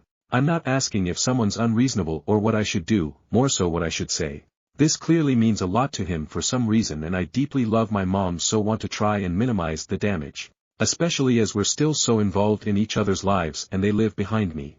How can I make it clear to them, as painlessly as possible that I think this is weird and borderline offensive? I really don't want to rip the band-aid off because I fear what it might do to the family. Edit, showed my brother the post and he laughed so hard he started coughing lol then said we should call him Dr. Phil and each other blue and red, so swap the nicknames he gave us around, thoughts?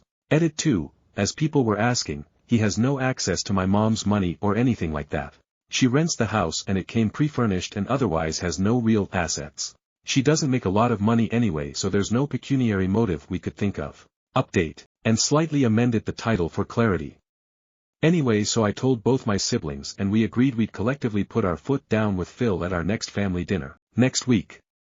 Especially after an incident where Phil referred to my brother as sport and asked if he wanted to go see a baseball game with him. Admittedly, I was a bit spurred on by what you all said and got involved, pinging him back with no tickets for me daddy pleading face, and my brother responded with daddy wants to me all to himself hot winking face, and Phil took a few minutes to respond before saying he was shocked, speechless and disgusted. He then messaged me in private to say he was utterly appalled and that he'd never disrespect his own father the way you boys did. I kind of lost it at this point and said, right, that's because you're not my father, Phil, you're a 24-year-old man-child dating my mother.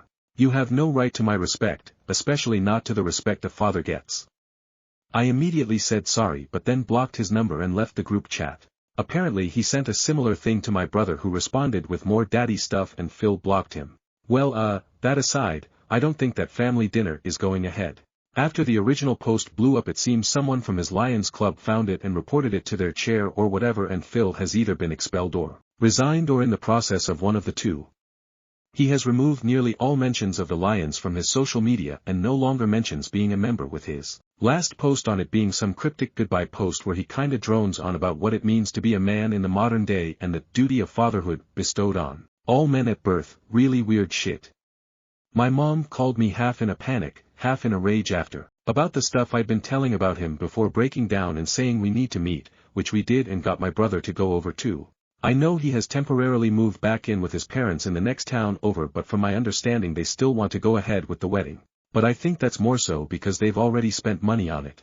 When she said she was determined to have more kids, plural, my brother did step up and asked if she really thought that was a good idea at her age, and I pointed out that assuming she had the baby next year, and she lived to 80, they still wouldn't have finished college.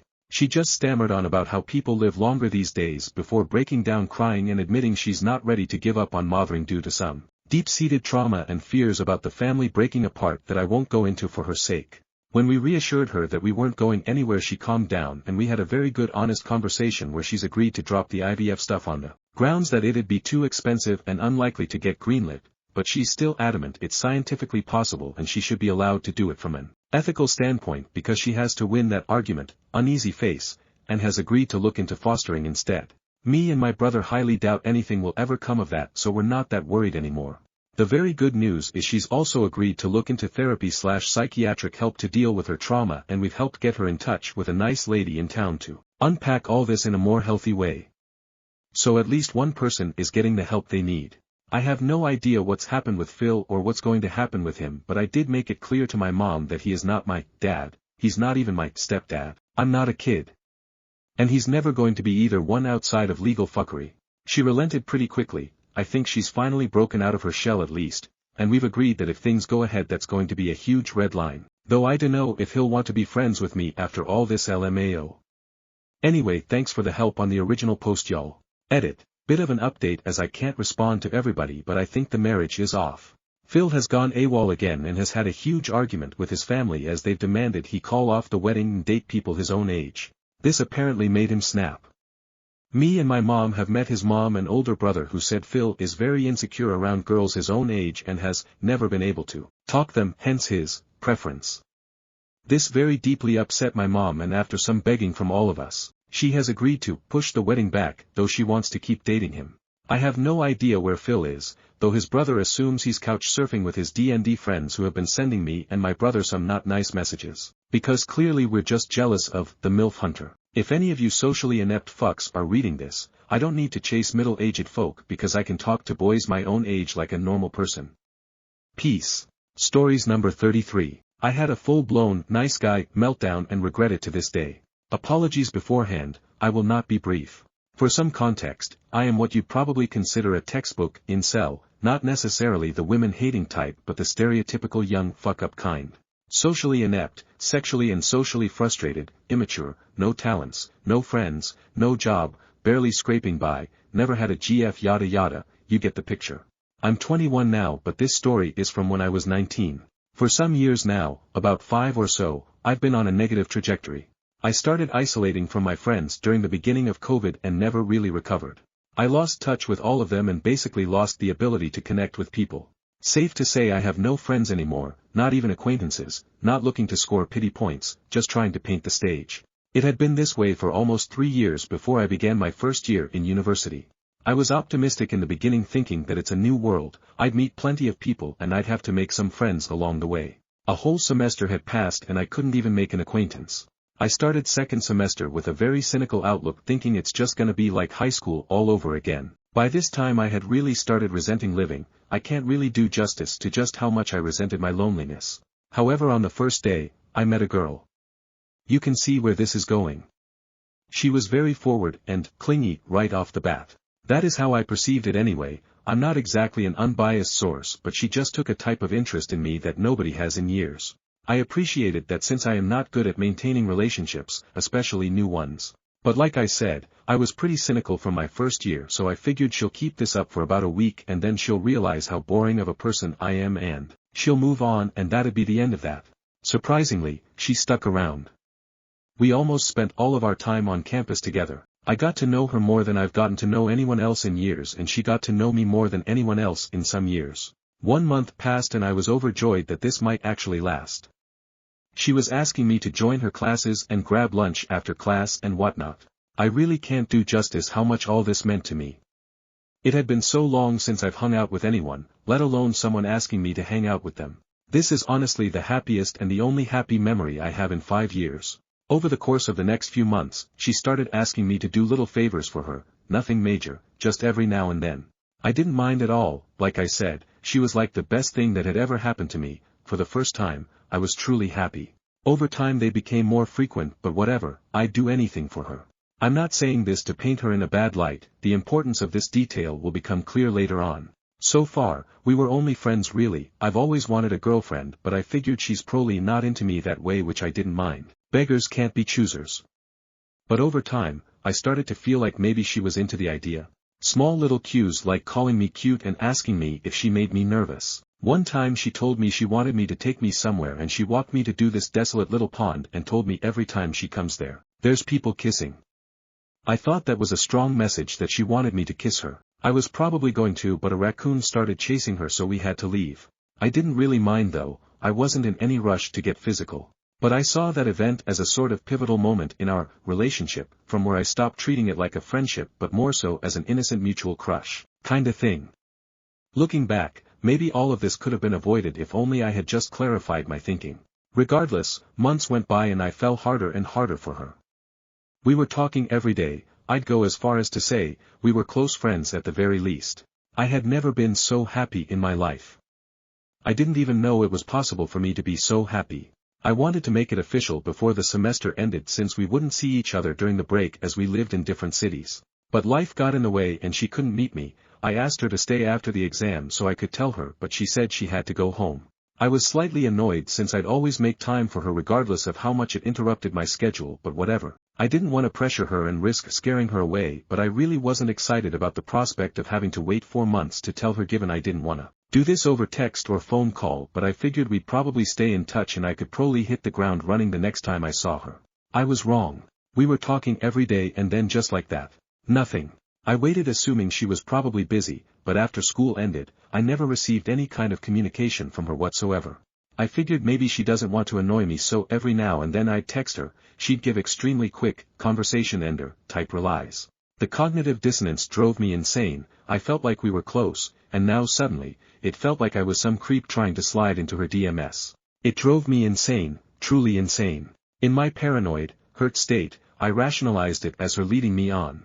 That's where the favor thing comes into play. She was always asking me to do things for her, and I did, even if it severely impacted my schedule, I did it. No questions asked. In that state, I rationalized it as her consciously weaponizing her affection to exploit me. She was a smart girl, smart enough to know that I was desperate, smart enough to know how I'd do anything for someone to care about me. So she made it seem like she did, and I'd do whatever to keep that. It all came to a breaking point in the middle of the vacation when I confronted her over text and she seemed rather indifferent to the fact that I was as upset as I was, and then came one of the single most embarrassing, shameful moments of my life. A full-fledged, nice guy meltdown like so many you've seen r/nice guys or whatever. I wasn't vulgar about it, but it was the single most pathetic thing I have ever done in my life. Literally from the next day, I wanted to beg for forgiveness. But we weren't on speaking terms. I knew I couldn't just approach her in public and do this, so I kept texting her apologies, which just made things worse. She told me to stop contacting her.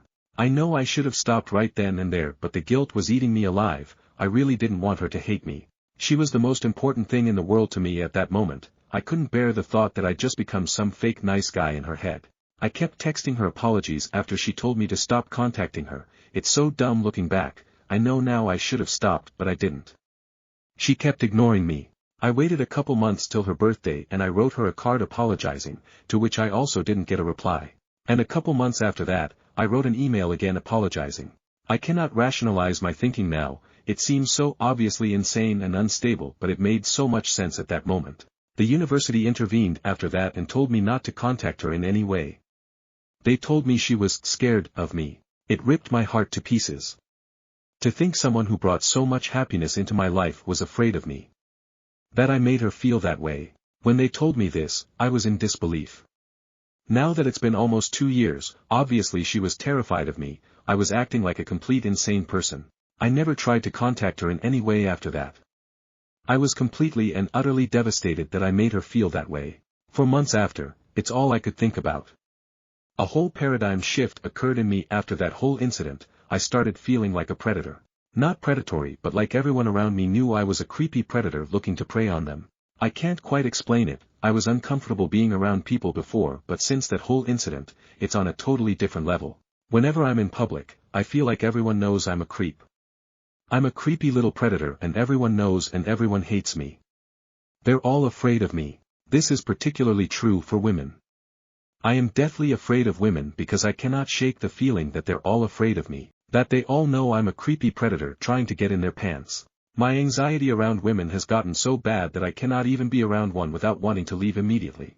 I just cannot for the life of me shake the feeling that they've got 911 dialed in whenever I'm around. More so than anything, I guess, I still feel bad about what I did to that girl. I hate the fact that I will forever be some predatory, nice guy, who showed his true colors when he realized she wasn't gonna fuck him. I hate it cause that's not how I see it at all. All my happy memories belong to her, and I'll always cherish her for that. I never ever wanted to make her feel any kind of negative way, let alone make her scared of me. Enough time has passed where I don't think about this obsessively like I used to, but I know it's there, it's always there. This immense guilt and regret that the only person that showed some interest in me in years, I punished her for it so bad. I doubt she'll ever try to communicate with some socially maladjusted loser ever again. I feel uncomfortable at the prospect of ever being near anyone else ever again.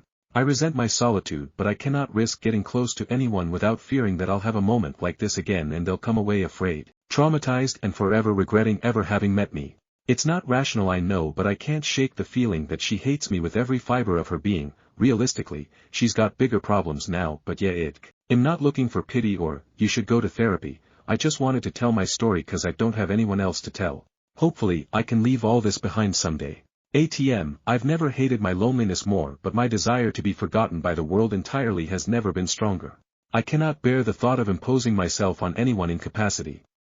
I wish I could erase myself from reality and every memory people have of me. I'm back to thinking about this again now cause her birthday is nearby. I pray and hope not a shred of me remains in her head. I just want the whole world to forget me and every ill I've done. Thank you. Stories number 34. Boomer lets me know he will be reporting us to Trump. This happened during the first Trump presidency. At that time I worked in a government role that required me to interact with citizens. An older gentleman came in already irate about a letter he received from our department. I was asking questions to try to resolve the issue, but he took those questions as accusations and insisted I was trying to say he was lying. I explained I just wanted to resolve the issue, but I needed more background information. He then went on a tangent about how we were all incompetent and he was a member of Mar-a-Lago, spelling, and he would be visiting soon to report us to the president. He's going to get you guys straightened out cause what you're doing here ain't right. Now here's where I need to add that myself and the others at the counter were all black. It's no secret we mostly voted for the opposite party. I could tell by his smirk he thought he had scored a hit. However, I am always calm and never raise my voice in these moments. I kept responding saying things like, it's great you can speak with him, hopefully he can get things worked out for you. The more I responded with positivity the louder and nastier he became before finally storming out. As he was leaving I gave him a final, "Good luck sir, we look forward to hearing from the president." My co-workers lost it as soon as the door closed behind him. The oldest lady at the counter said, "I could have warned him. He would have been better off arguing with that wall cause poker face," my nickname she gave me, "ain't giving him nothing." Stories number 35. Aita for not forcing my son to interact with his sister, even when she's in dire condition. If you had told me my family would become like this, I wouldn't have believed you. I have 3 kids, Kenny, Leon, and Sandra.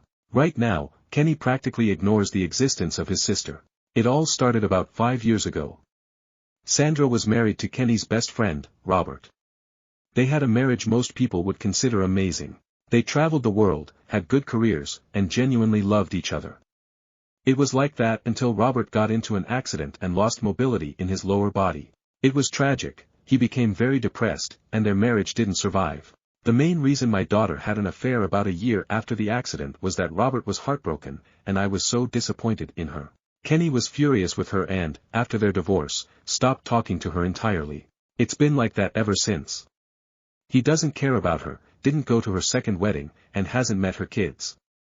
He's just stuck with Leon and me. His relationship with his dad has also gone downhill because of his choice to ignore and cut her off. I never forced him to do anything outside of his comfort zone. I cherish my relationship with him, and frankly, it's not like he's harassing her about the past, he just doesn't want her around him. Anyway, Sandra's health has been declining after her last child, and she's been stuck in the hospital longer than we anticipated. Hopefully, she gets better.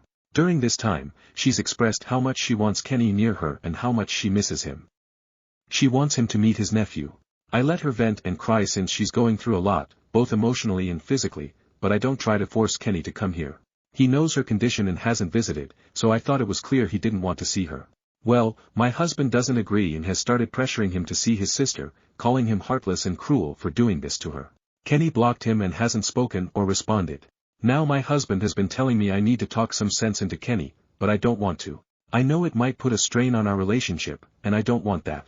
My daughter has people around her, me, her husband, kids, my husband, and Leon, so it's not like she's alone. My husband is angry with me and has been avoiding me, which makes me feel like I might be the asshole. Stories number 36. Aita for getting an apartment and not telling my husband I'm moving out. We've been married for a year and a half. Before we got married he caught me texting my ex. I immediately cut ties with my ex, but since then my husband is obsessed with my ex. For 2 years, he says things like, "Why don't you call your ex and see if he will come help you, maybe your ex will take you back since you won't take the trash out." I get it, I broke his trust and I deserve the treatment he has been giving me. In the last 6 months, he has gotten so much worse. He has threatened to call the cops and have me arrested because I pushed him back after throwing items that belonged to my children and said I assaulted him. I know what I did was wrong, I have spent over 2 years dealing with it and trying to make it up for being unfaithful. At what point is enough though? Do I deserve to be belittled in front of my kids? Do I deserve to be told that I'm the reason I can't hang out with my friends because they may allow me to go be with another man? I have lost all my individualism because I was texting my ex only a couple months after we broke up and I still getting items from his house. I know I'm the when it comes to the beginning and texting my ex, but after 2 years if there is still no trust, should I stay or go? I started looking for an apartment and got one first try. Won't be ready for another month and at which time I need to pay rent and security deposit, so I've been putting all my money aside to pay for it. I asked my husband 3 weeks ago why he married me. He responded with repeating the question and asking me, which I had written down so I could hand it to him. I said I asked first, in which he replied, "Because I love you." I said, "But why?" Nothing. He stopped talking about it and nagged me for not taking the trash out after making dinner and doing dishes. I feel more like a slave than a spouse most days. I finally gave him the piece of paper with the reasons I married him, which most of those are now the reason I want to divorce him. I don't feel safe or confident in sharing anything with him because he tells his friends. Like, I told him I tried but stuff once because it was a conversation and I said I don't want to ever do it again, but because I did it. I was able to find out a medical thing I was having and had surgery. About a month later we were in the bar and he told his friends and I was the butt of the joke all night. I mentioned it to him and how it made me feel and said that I deserved it because I was talking to my ex behind his back. Every once in a while it is brought up. Even for my birthday last year I got a butt plug as a joke. He never responded to the paper, he read it and said thanks. It has been 3 days, and I am boiling inside because even after being vulnerable and allowing myself to let him know he still, aside from saying I love you, have Any reason why to be married to me? Love isn't enough at this point. I'm done being his punching bag and him always saying I deserve it after 2 years. Should I tell him I'm moving out in a month? Or just tell him after I get the keys? Amita. Edit. I have known my husband for 6 years prior to being married. I was talking to my ex about getting items from his house, how the phone bill was going to work. Getting the utilities out of my name, getting the lease out of my name. My husband asked me to not talk to him and I was, so I lied about being in communication with him. He thought my friend was talking to him for me. I was not dating my husband before I moved out. My ex and I had been broken up but living together for 3 months prior to me leaving also. I want to start off by saying I did not have an emotional affair, sexual affair or any kind of affair with my ex after moving out. Just finalizing all the breakup stuff from living together. Here we are, a little over a month and I've been in my apartment for almost a month now. Upside down face. It got harder to continue biting my tongue, knowing I was going to be leaving. It wasn't supposed to be ready till beginning of November, but they finished it earlier. The week before I got the keys, we had a blowout over getting fast food for our hungry children after a sporting event. They got their food and went home. His daughter had went back to her mother and I have my children more than he does. By about 17 days a month. The following weekday he took the day off without my knowledge and brought home an old car that he just had to buy. He wasn't home when we had gotten home, he was at the bar and I was stunned he went without me and when I have my children. His thing was always we never go to the bar without each other. Apparently it was only me not allowed to go without him. We got into an argument over how he couldn't buy fast food for our kids, but he has no problem going out and buying a car without consulting me. How he had went to the bar and if I had done that I would have gotten in trouble by him and consequences to me going. He went on telling me how it is different because I have responsibilities and his doesn't live with us. So I said I'm leaving, I can't handle this anymore and how it is okay for you to do it, B, C, and I can't go anywhere. I don't think he thought I was serious even after bringing home boxes and having my children pack their stuff. I pulled into the driveway with 7 people, and a U-Haul and we loaded all of my belongings and my children's and I moved. He helped pack it up, but didn't come over to my new place until he decided to surrender our dog to me as he doesn't have time for him. We agreed to continue to date, we went out for my birthday but I said I wanted to take separate vehicles. He wasn't happy about that but I'm glad I did. One of my friends came and all his did. They wouldn't talk to me, acknowledge me, and they did a birthday shot and wished me a happy birthday while I was in the bathroom and didn't even have an extra for me. So, I left with my GF and her husband. I didn't say bye to anyone and a fight ended up breaking out because I didn't say bye to my friends and said bye to a few others. My husband accused me of meeting up with another man because I was definitely not going to his place. When I explained to him how I was treated including how he treated me he responded with nobody knew how to act about our situation. I asked him if he told them the truth about how I moved out because of the way he treated myself, my children and that I had enough of trying to talk to you and you not taking accountability for anything. He said if I acted like the other wives and be seen and not heard that maybe they would have talked to me. PSA if you are married to someone who doesn't allow you to be yourself, leave. We've been amicable, agreed on what he is keeping and what I am keeping. He just wanted us off his health insurance. I've been better, more relaxed and my children are happier that I am more confident in my position at work that I had been so doubtful on since I was promoted. I haven't felt like I'm in survival mode anymore. I'm living again, broke because starting over and buying things over again has really sucked. I've been reconnecting with friends that I hadn't seen or spoken to since we married. I'm crocheting, reading, having conversations with my children that they didn't feel comfortable talking about when we lived with him. I found me again. The few interactions we have had he accuses me of leaving for another man. He has driven by my new place and I have it on surveillance in case he wants to be a jerk. A friend of mine that I've known since elementary school asked me what we had in common and what made me want to marry him. The more I sat there and thought because I couldn't think of anything other than my family thought this is what I needed and whom I needed to marry and be with. He's been at the bar almost daily because I'll get text messages from people who see him or I'll get drunk texts from him trying to start an argument. I spoke with his ex-wife because I was wondering how his child is doing with everything going on. She expressed that they are happier that they aren't forced to spend more time with their dad anymore. She said the situation sucks and she wished he had changed from when they were married. I asked her what she meant. She proceeded to tell me that her children were never good enough and he nitpicked them. She said she couldn't chew gum because there would be consequences if she did. He accused her of having an affair with every person she came in contact with. I just sat there, in awe. She asked how my children were doing with the change and I expressed their change in behavior and the activities they loved doing they are doing them again, unapologetically. It was refreshing to know that 10 years ago she made the same decision I had made today. I can't wait until the divorce is final and I'm free. I'll live paycheck to paycheck before I would ever go back. Stories number 37. I decided it was time for my boyfriend to meet my parents. Why are you going this way, my boyfriend, Harrison, asked when I turned on the blinker and started to veer onto the exit ramp.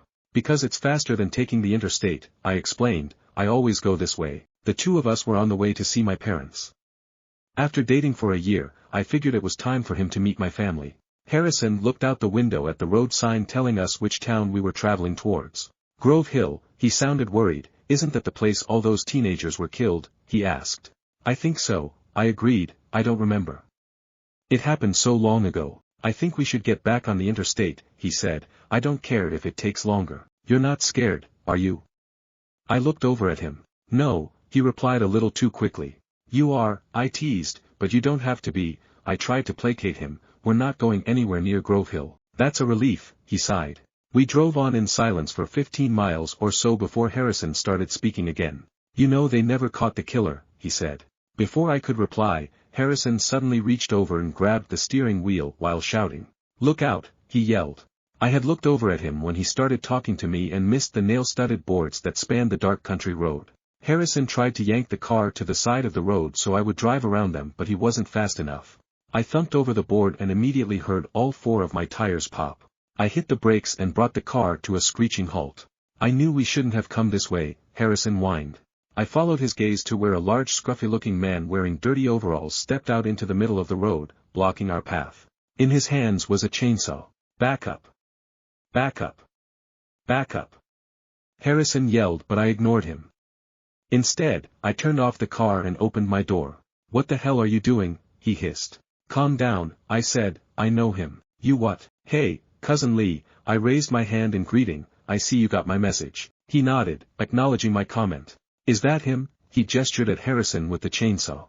Yep, I smiled. That's the guy who cheated on me. When Harrison heard what I said, he threw open his car door and started running down the road away from us. He didn't get very far before a middle-aged woman in a dirty sundress stepped out into his path and pointed a shotgun at him. Hi, Aunt Linda, I waved to the woman. Make sure you don't kill him. Mom and Dad want to have a word with him first. Stories number 38. My 29M cousin, 34M, is acting increasingly inappropriate with my wife and mother of my 2 kids, 28F, who used to strip, sent her a love letter. 8 years ago, my cousin Joe was getting married. He invited me to his bachelor party. It was me and a bunch of his weird friends I was uncomfortable around. I spent the whole night nursing a beer waiting for it to end. Towards the end of the night, his best man, whose name I can't even remember, had 2 strippers come. I hated the idea, so I continued to nurse the beer while the girls entertained them. A week later, while I was at the gym, a pretty girl I couldn't quite place comes up to me and starts making small talk. I ask how I know her and she says she was the entertainment at a party I was at. I was surprised by how different she looked compared to that night. Long story short, I end up asking her out. Her fake name is going to be Audrey. It turns out Audrey'd only been stripping for a few months. I believed her, but her friends have confirmed it. And she ends up quitting a few weeks after we start dating. I was clearly uncomfortable with it, and she didn't really like it. She's never been ashamed about it, but we haven't told anyone in our family about it, and Joe kept his mouth shut because I asked him to. She's still friends with some girls who still strip, and I think that some of my friends put 2 and 2 together but haven't been rude or anything, just made the usual I'm jealous jokes. Anyways, we've had 2 great kids, a son, 5, and a daughter, 3, and we're thinking about having 1 or 2 more. Joe's always been super quiet around Audrey, probably because of how they met, until recently, after his divorce. He started complimenting my wife's physical appearance, like every time he sees her. I've told him to lay off, but he hasn't so far. One incident in particular where he said something about kids not ruining her figure really pissed me off, and I bowed up on him and he apologized saying he was drunk. We were at a family barbecue. I calmed down and realized I wasn't going to beat his ass in front of my whole extended family and my kids. I told him not to talk my wife again. This has really come to a head where he sent my wife a love letter asking her to leave me and start a life with him. She sent a reply email just saying no thank you. What do I do here? I love my family, I love my extended family, and I want her to be comfortable around them, and she can't be with Joe there. Audrey doesn't want me to tell my family he's making her uncomfortable, because she's afraid Joe will let out the fact that she used to be a stripper. I told her I'd be okay with it, but she's pretty adamant on not wanting them to know. Another thing, Joe hasn't done anything that would require legal action. He'd been acting like a teenager with a crush, and my wife admitted that she doesn't feel like she's in any kind of danger. I told her that we need to watch him carefully, but I don't know if there is much we can do on this front. My wife has just been terrified he's going to tell my family. I've been there for her the best I can. She's afraid that one day our kids could find out if the whole family learns. I would love advice on this whole horrible situation. TLDR, I met my wife after she was stripped at my cousin's bachelor party. He's developed an infatuation with her, and she's afraid he's going to tell our family about her being a stripper after she rejected a love letter. I need to know what to do here. Update September 20th, 2014, 2 days later. Yesterday, my wife and I decided to show my parents Joe's email love letter. We learned a lot of things. Joe has apparently seduced another one, our cousin's wife, as well as his uncle's wife. Joe's uncle is only 5 years older than him. Both times he sent a love letter, and both times ignored them afterwards. I don't know why, but both of those couples are still together. All of them are religious, so maybe it has something to do with not wanting to get divorced. The reason Joe got a divorce was because he would not stop cheating on his wife. Joe came to his parents and the older family members, who I will refer to as the old guard, facetiously, and asked for help after being caught with the cousin's wife, saying he was sorry and that he had a problem.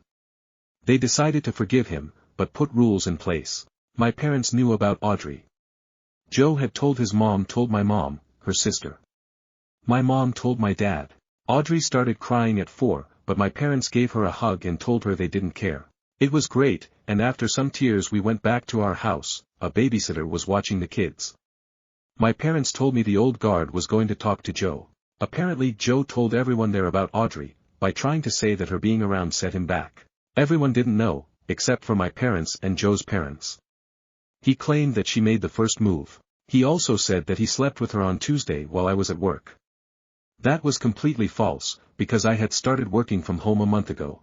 I was at home all day with my wife. Just to be clear, there's no way she has been having an affair with him. I think the longest we've been apart this month has been an hour when she gets groceries, and he claimed Tuesday was the first time. The fallout has been horrible.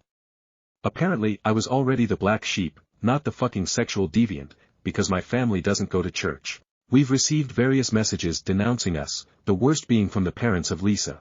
Lisa is like a sister to me. Her parents moved in with mine and we live together. Lisa turned 17 recently, and her parents aren't allowing her to be at our house anymore. She used to come over all the time. My wife is crushed. I've been holding her as much as I can, and I know our kids are making her feel better, but she told me that her worst nightmare came true. She still thinks going to my parents was the right idea though. My parents are still supporting us. The younger group who aren't living with their parents won't cut us out. I've pretty much written off the rest of the family. I'll try to have my parents explain that she had nothing to do with Joe, but if they don't listen, they don't listen. Lisa also doesn't believe it, but besides a text saying that she doesn't want to stop being around us, we haven't heard from her. TLDR, we showed my parents the letter. Joe had a history of seducing wives and ignoring them afterwards. Old guard in family confronted him. He told them she used to be a stripper and lied about her instigating. He also said they slept together. But I was with my wife when he claimed to. He didn't know I work at home. Whole family is pretty much torn up over this. My parents are still supporting me. Younger family members not dependent on their parents are also refusing to cut us out. Stories number 39. Aita for telling my dad's fiance I am not interested in being her son or accepting her as my mom. My mom died 6 years ago. I'm 16 now, and for the past 2 years my dad has been dating Kate. Kate's a widow who has 2 kids with her husband and both her kids are under 5. My dad and Kate got engaged at the start of the year. Kate's kids started calling my dad Dad around that time. I think because that's when we all moved in together. Since then Kate has tried to bond with me and to build up that mother-son relationship to go with Dad's father-kid relationship with her kids. I tried being nice about it while also not saying yes to most of the stuff she has asked me to do with her. Mother's Day was the first real fight we had. My dad and Kate wanted us to celebrate the day as a family and I chose not to celebrate with them, because Kate isn't my mom and she's not the person I would want to be with on that day, and I said that. Kate told me she could be, and she was willing to try super hard to be a good mom to me. When I didn't give in, she told me these are special memories for the whole family and we need to blend as a family unit. Dad was trying to claim I'm a big brother now, or would be once they were married, and I should want to make a family unit that's close, loving and supportive for Kate's kids. When I said I didn't feel obligated to, we fought. The fight didn't make Kate stop, but in the past month she's been more upset because on top of everything I refused to give her away at the wedding. She said she wanted her kids to do it and she has her kids actually walking with her, but since I'm older and old enough to technically do it in a more official way, she was hoping I would. I told her I wasn't going to do that and I would be super uncomfortable in that role. After that, Kate pulled me aside when my dad and her kids weren't home and asked me why I was being so difficult through this, and I told her it's because I'm not interested in being her son or accepting her as my mom. I told her she's Kate. Just Kate. Her kids are just Kate's kids or my dad's almost stepkids. I told her I don't want to be her son/their brother and I'm not going to try and be that when I just don't want to. I said it's fine being friendly, but they will never be the nuclear family to me that they want to be with each other. My dad tried talking to me when Kate told him about our talk, but we ended up arguing. Kate and my dad did mention that I was being unfair and not even trying the nuclear family thing to make it work, and they said being 16 doesn't mean I couldn't open my heart to another mom and 2 siblings. Stories number 40. Aita for telling my daughter, 15, she is not autistic in front of her friends. My daughter is one of the most well-adjusted and socially adept people I have met. She has organized her own birthday parties, excelled at debate team and the feminist roundtable club at her school where she organized a fundraiser for at-risk young women. I'm beyond proud of her. She is an incredible person and I truly feel the sky is the limit for her. However, she has recently made a friend group who I believe is not great for her. 3 people, 2 are non-binary and 1 girl, and all of them claim to be autistic. I guess this has rubbed off on my daughter because now she is also claiming to be autistic. My sister is following her on TikTok and I guess she posts stimming videos and other things. She has given me zero evidence before this point to even entertain the notion that she is autistic. I truly never even considered it until she met these friends. This leads me to believe it is made up. I have noticed that these friends are causing her to distance herself from her other friends that encouraged a more healthy lifestyle, friends she met in feminist roundtable for example who I really liked. She does not really do anything anymore but sit in her room and make videos with these friends about autism. It's really strange and has me feeling pretty bad. The other day her and her friends were in the kitchen and my daughter said something along the lines of, she wouldn't understand because she isn't autistic, about a classmate. I calmly stated after she said this that she is not autistic either, has self-diagnosed, and shouldn't patronize people by claiming that she is autistic as it is inappropriate to people who actually struggle. She got furious and stomped up to her room. Her friends followed. She's not talking to me anymore. AIT4, calling out, my daughter. Edit, thanks very much for your thoughtful responses. I made an appointment with a psychiatrist for next week for formal evaluation, and apologized to her for my poorly timed comment. Stories number 41. Pity fucked my 24F friend, 40M, and I'm miserable. How do I fix this? So, I, 24F, have a friend, 40M, who I've known for 6 years. Let's call him Nick. He's been one of the most consistent people in my life. He's awkward but kind, thoughtful, and has been there for me through some really dark times. I love him more than anything. Now some context, I've only had sex once, at 16. Saying it wasn't good, would be an understatement. The guy was 30, he offered me a drug and that was the only reason I agreed. It hurt a lot and I was barely conscious. Ruined the high as well. I was left ashamed and embarrassed about what I have done to myself. My insides were hurting for a week. That experience destroyed any desire I had for sex or anything romantic, even kissing. For years, I convinced myself that I would never, ever have sex again. It scared me. I didn't want to give anyone that kind of power over me again. Fast forward to a few nights ago. Nick and I were having one of our usual late-night talks over the phone, and somehow the topic of sex came up. He casually mentioned that he's still a virgin, hasn't even kissed anyone. I wasn't surprised. Nick is shy, introverted, and not the kind of guy who dates much. He's really anxious around most people. When we first met, he couldn't even look me in the eye. I could tell from the way he talked about it that it was eating at him. He joked about being too old to start now, but it was clear that he was insecure, maybe even ashamed and sad. I don't know what possessed me to do it, but I shared my story with him, how my first, and only, time was disgusting, how it left me feeling broken, and how I'd sworn off sex entirely because I didn't think I could ever trust anyone enough to do it with them. And then Nick nervously suggested something that shocked me, maybe you should try with me. He wasn't joking. He said that I deserved to experience sex with someone who actually cared about me, someone who would respect me and make sure it was a positive memory. And, in his words, it could help him too. He was so sincere, hopeful and convincing, that after a lot of awkward back and forth, I agreed. I don't know why I said yes. Maybe I wanted to help him. Maybe I thought it would be healing for me, that it would feel different if it was someone I trusted. But deep down, I was scared that it would feel just as gross. The next night, I went to his place. We drank wine, too much wine, I could barely stand, but at least it eased the nerves, fumbled through awkward small talk, and eventually made our way to his bedroom. It was awful, even though he clearly cared and was trying to be as gentle as possible. Some parts of it were sweet too, like how nervous he was and how he complimented me a lot, but everything else grossed me out, no matter how much I tried to take my mind off them. The moment it started, I knew I'd made a mistake. I tried to focus on the fact that it was Nick, someone I cared about deeply, but every touch brought back flashes of that terrible first time. My mind kept screaming at me to stop, but I didn't know how to. I didn't want Nick to be upset with me after I told him to stop. I just shut down, completely disassociated, and waited for it to be over. Thankfully, he barely lasted during the fucking part. Finished in like 10 seconds tops. He even wanted to finger me after it, but I definitely wasn't in the mood to teach him anything, so I told him that I enjoyed it even without the orgasm. When it was done, Nick was ecstatic. He told me it was better than he ever imagined, and thanked me like I'd done him some huge favor. I smiled and told him I felt the same, but inside, I felt broken all over again. Worse than before. We did cuddle after and it made me feel kinda better. I ended up praising him for how wonderful he was too, but I'm still disgusted with myself and feel like I never want to have sex again. Now it's been a few days, and I can't even bring myself to talk to him. I've had nightmares about my first time, as funny as it sounds. He keeps texting me about how much closer this has made us, and I just want to scream. Closer? I feel like I've ruined everything. I feel terrible about myself for doing this, and even more so for lying to him about liking it. I was so sure I'd never have sex again after, and now I wish I'd stuck to that. All I've done is make it worse. And in the process, I think I've destroyed one of the only friendships that mattered to me. TLDR, pity screwed my virgin friend Nick, thinking it would be healing for both of us. It wasn't.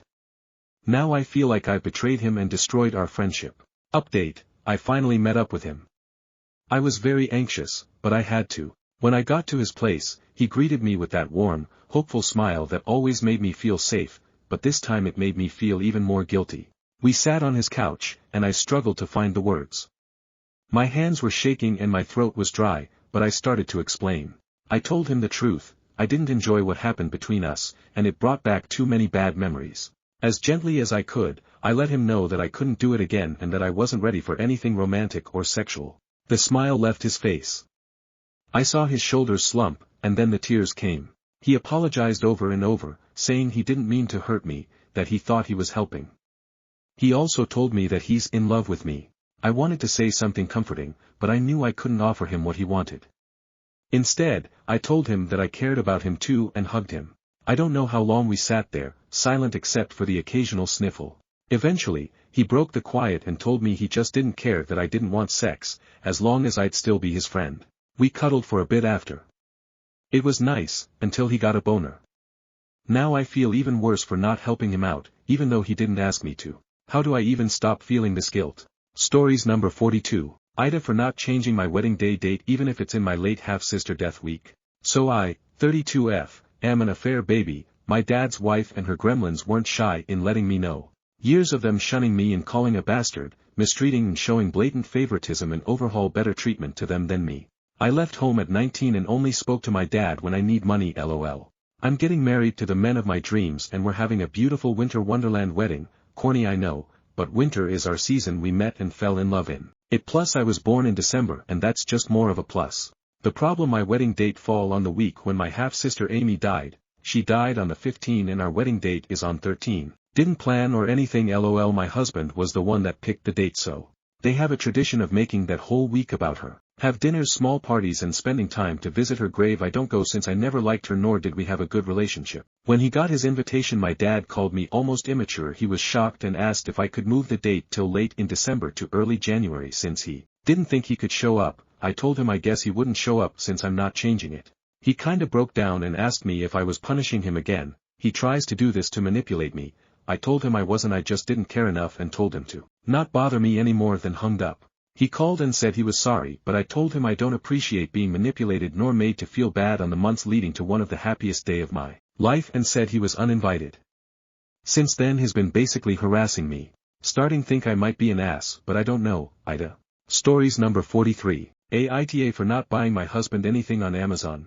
Okay, so my husband, 35M, and I, 40F, have been married for 12 years now. The last few years have been super rough for us relationship-wise. My parents are not too fond of him after he cheated on me for 5 months 2.5 years ago. We moved 2 hours away from them a year ago after being 45 minutes away for 3 years. My parents absolutely love my boys D 4 years old and S 2 years old. They even come and take D for the weekend sometimes and are planning to take both boys now that S is way more active and steady on his feet. Plus, D is potty trained now. So with this I am an only child, and yes I do get spoiled, but now it's more on my boys than me. My parents called today to see if the boys needed anything because a week or so ago, I had to ask them if they could buy S diapers cause we didn't have the money to get any. I told them all they really need is warm cloths because I didn't realize they didn't have much. So they told me to get on Amazon and spend $100 per kid on cloths. Then they said to add snow suits, hats, gloves, and snow boots. So I did. They easily spent over $200 per kid, but when I asked they said it was no biggie, and my dad told my mom to tell me to do it cause they felt they needed to do it or the boys wouldn't have them. Honestly, I'm afraid they would probably be right. Well, about an hour later, I got a text from my mom asking if I got a text from another number. Well, before I answered, she called, and I told her I did get it but didn't read it. She told me to look at it while I was on the phone. It was a text from Amazon telling me they sent me a gift card. I said, you sent me a gift card? My mom was all yes we did. Spend it on to you. Love you. I said thank you. I love you too. When I actually opened it and saw the amount, it was $100. I started to cry. Yes, it's not a big amount, but the fact they got it for me and said spend it on yourself for your birthday, which is next month, was touching. I haven't been able to spend money on myself for several months. My husband sends me money to buy food, get gas, buy the boys what they need. It's only $100 to $200 every 2 weeks. So, it's not much for me. So that $100 meant more to me than anything. So I got me some fleece-lined leggings that I've been wanting, a pair of boots and a sweater. When I told my husband, he got all testy and annoyed. He said, why did they give you that? Was that supposed to be for the boys? I then told him they had already bought the boys' stuff and they sent this to me for my birthday. He then got all huffy and crossed his arms, and asked what I got. Then he said, oh, was that it? I said yes, that's all I could afford on it. I couldn't even get the real nice sweater I wanted cause I was $8 over. Then he goes, oh, that sucks. I'm sorry. In a sarcastic tone. Then I told him I couldn't even get my second choice one cause it was 25 cents over. Again, sarcastically, he says I'm sorry. It hurt that he didn't even offer to send me any money to help me get it. I really don't ever spend money on myself. And if I do, it's fast food with the family or a drink after therapy after my therapist pushes me to do it because I don't do anything for me. I've been learning how to do self-care more, and I feel he's been annoyed with me taking some time after he gets home and after I've made dinner to just be by myself. But now, after this evening, I'm feeling like the complete a-holy for not buying him anything with the Amazon money my parents sent me. But AIT. Update 1. First, I want to thank everyone who has commented and shared their opinions. I have a lot to unpack. Secondly, I'm sorry I didn't do paragraphs. I was writing in my 15 minutes of alone time. So I was trying to finish so he wouldn't come in and ask what was taking so long. And I wasn't aware I have to put a space between each line. I'm sorry. Third, I have been talking to my therapist about leaving him for a few weeks now. I've noticed I've become detached from the relationship for a while now. And lastly, yes, I admit ITA for staying with a cheater. The reason for staying is super lame, but at the time it made sense to me. I stayed because for once in our relationship he showed a different emotion other than anger and happiness. But he didn't get the help he agreed to and I'm left being the one who's taking on the burden. He said he would go to counseling. But hasn't even tried to look. It was supposed to be after a few months of counseling for both of us we would go to couples counseling. You can guess why we haven't. There's a lot to unpack. And I'll be working with my therapist to get me and my boys out. I was going to wait until after taxes because he usually gives me half, but I'm afraid it won't be good to wait that long. Thank you all again. I'll keep updating and answering questions. Stories number 44. Instant revenge on a mean nurse. So I was in a mountain bike accident. They helicoptered me to a trauma center and had to crack me open to stop the bleeding. My neck to groin scar looks like a 3-foot earthworm was ironed, then stapled, to my torso. I wasn't expected to survive, but after a couple weeks graduated from intensive care to a regular hospital room. A group of medical personnel, including a large, mean-looking nurse straight from central casting, came to check me out.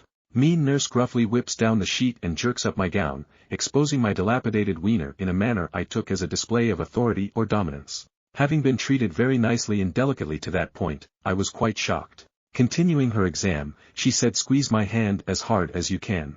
I weighed about 120 pounds, down from a very fit 160, and couldn't even sit up unassisted, so she didn't expect much, but I squeezed down with all my might. Mountain biking is quite conducive to grip strength. Without displaying any sign I was straining, and did not let up, even after she loudly yelped in pain and frantically tried to wrench free her plump, squishy hand.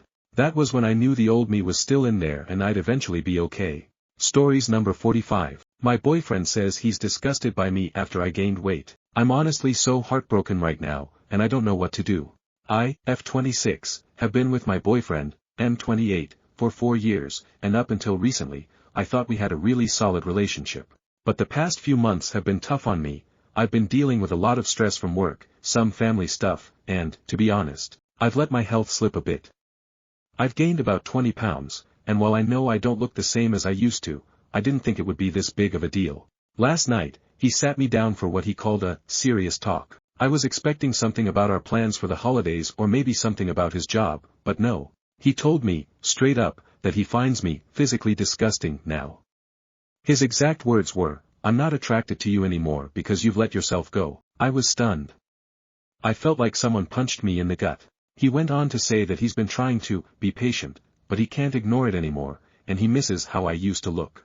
Then he suggested that I get back to the gym and start taking care of myself, because otherwise, he doesn't know if he can stay in this relationship long term. I didn't even know how to respond.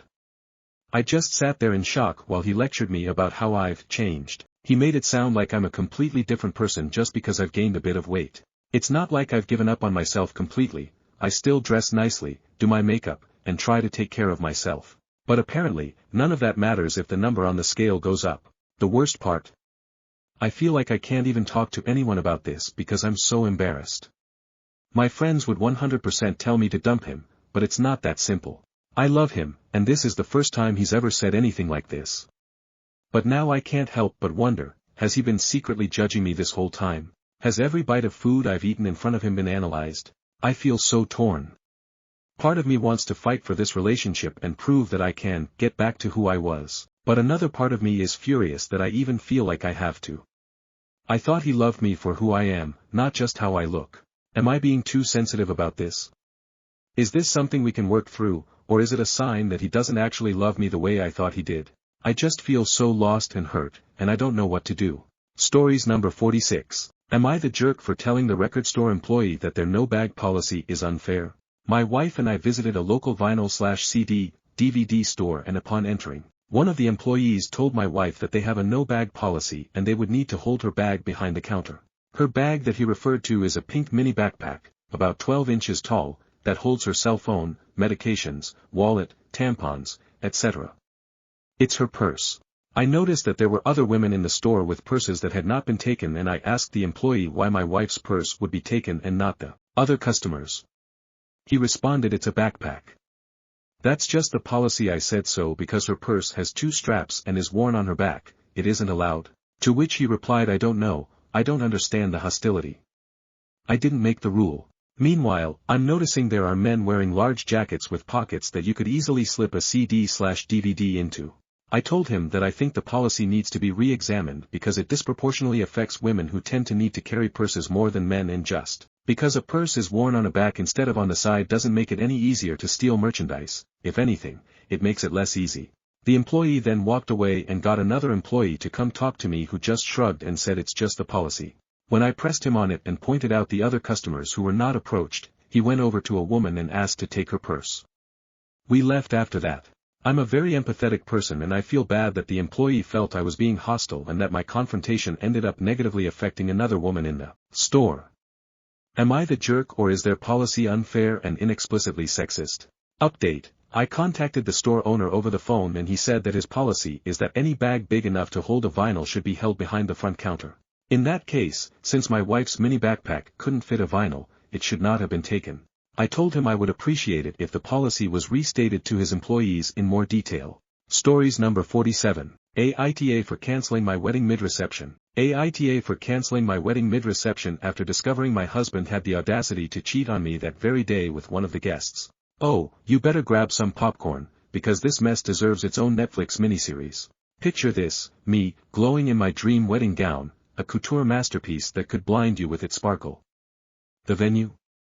Straight out of a rom-com montage. The vibes? Immaculate.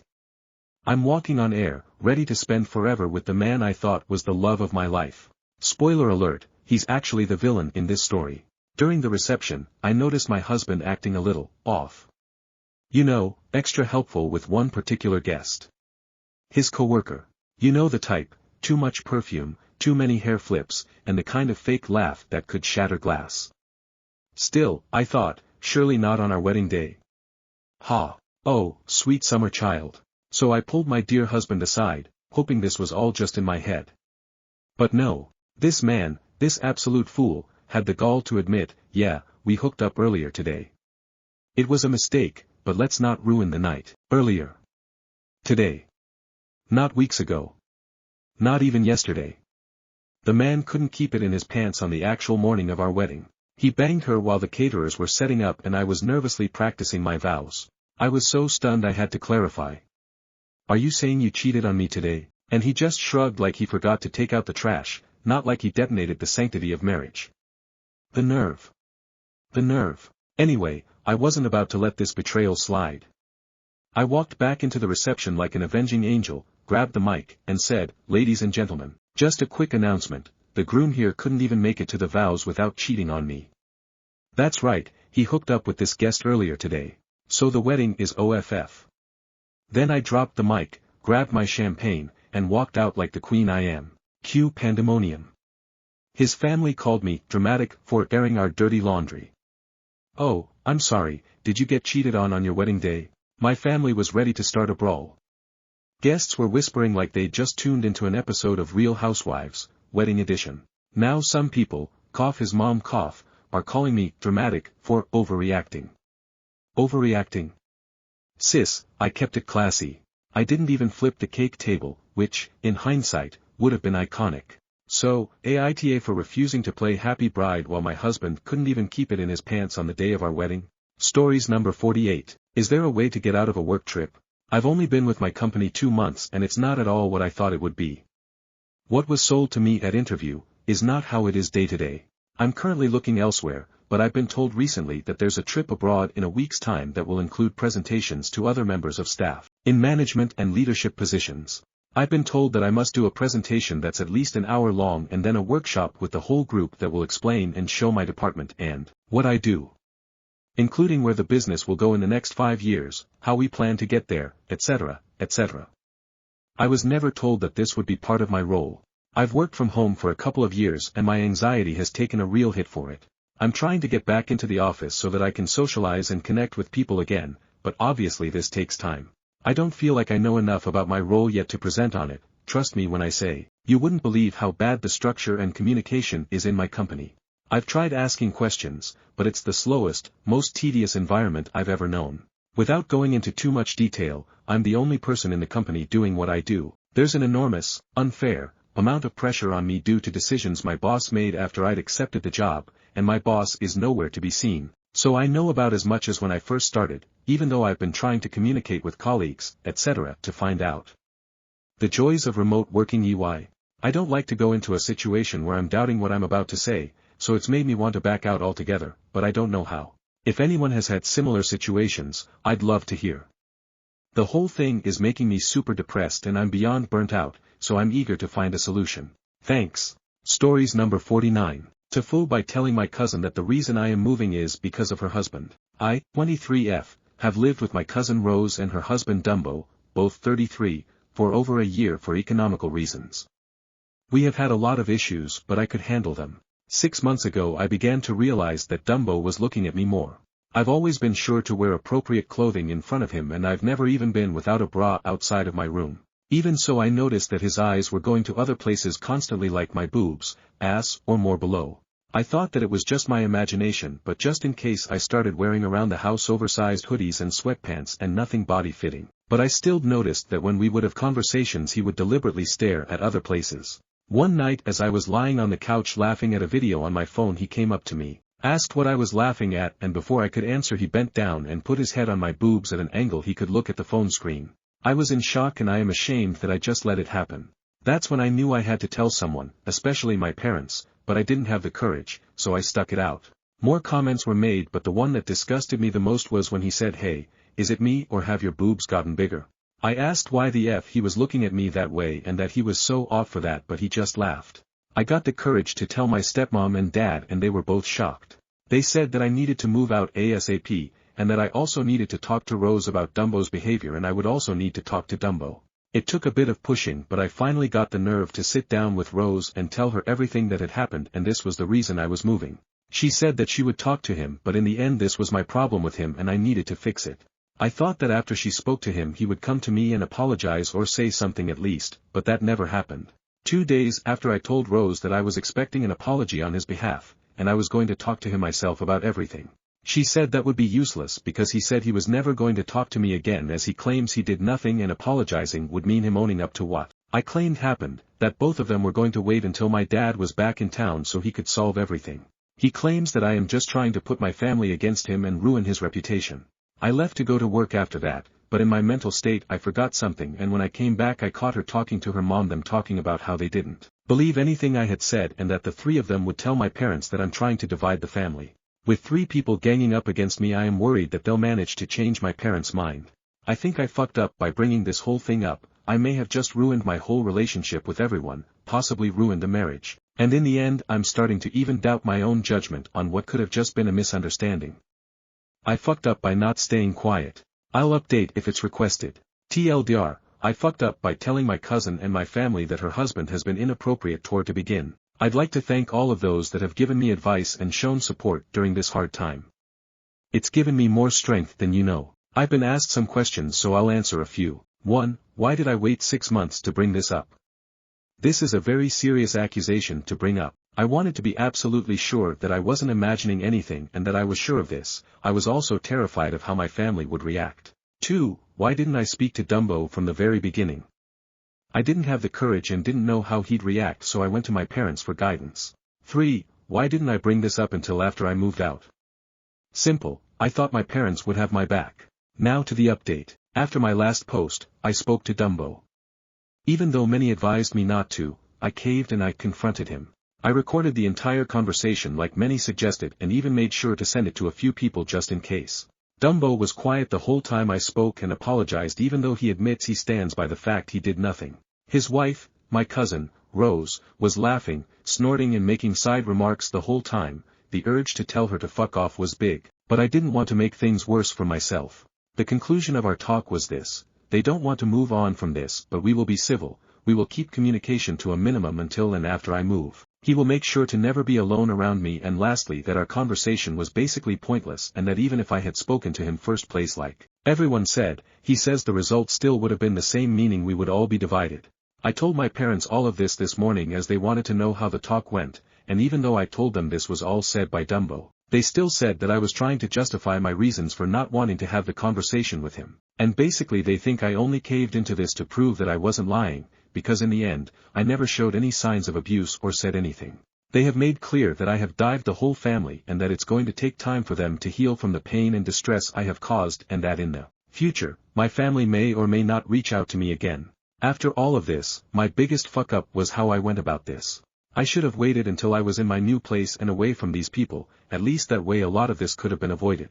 Many have said that because I am 23 I am old enough to deal with this alone. To those who said this, thank you. I have learned that family will not always be there to back you up. Speaking up will never be a fuck-up, but the way you go about things most definitely can be, as you can see here. If I had done, said or acted in few different ways, I think the outcome could have been a bit different.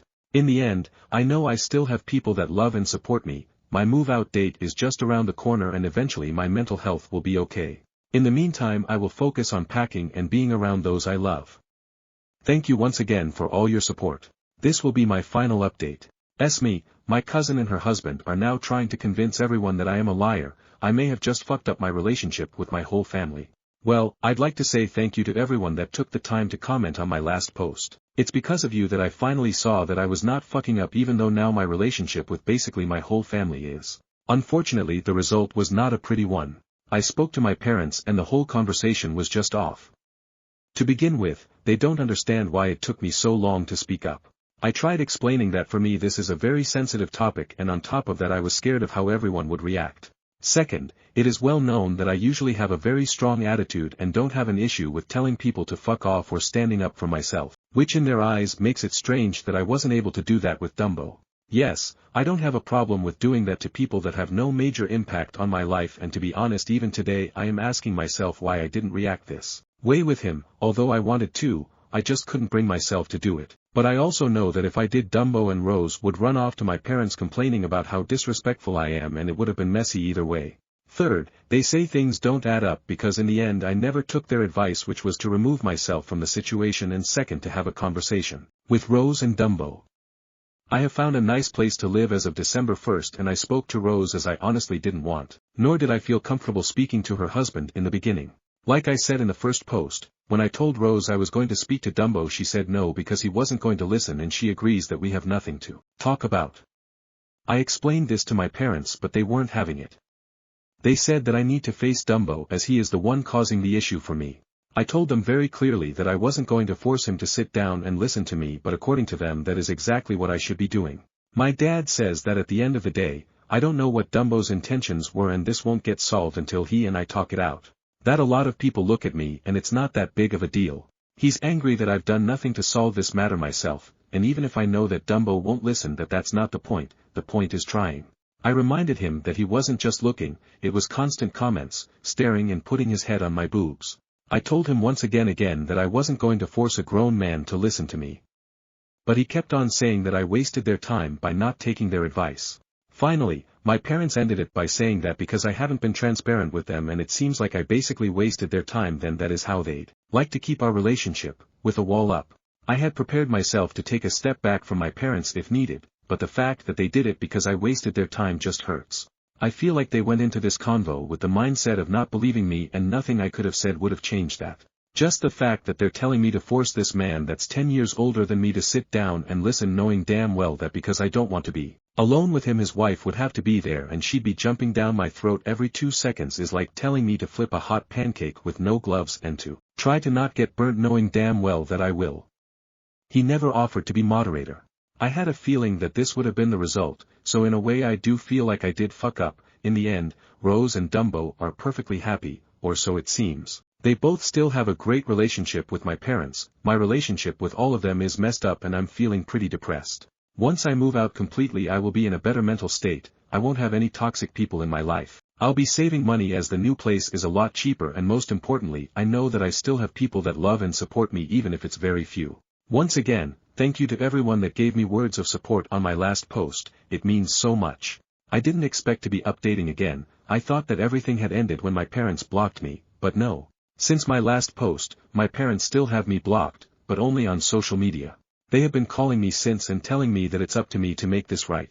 That basically my entire family is mad at me for trying to destroy the family dynamics, that because I still haven't confronted Dumbo. They all think that I am lying and blew what could have been a simply awkward moment into a big deal so that I could have a proper reason to move out and be independent. According to them, unless I speak to Dumbo face to face I will have proven their theory of simply lying to get out of the house with anyone questioning it.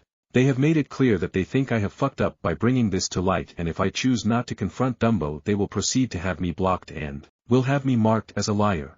Oh my god, the pressure I have been under to speak to this man has been making me sick at this point.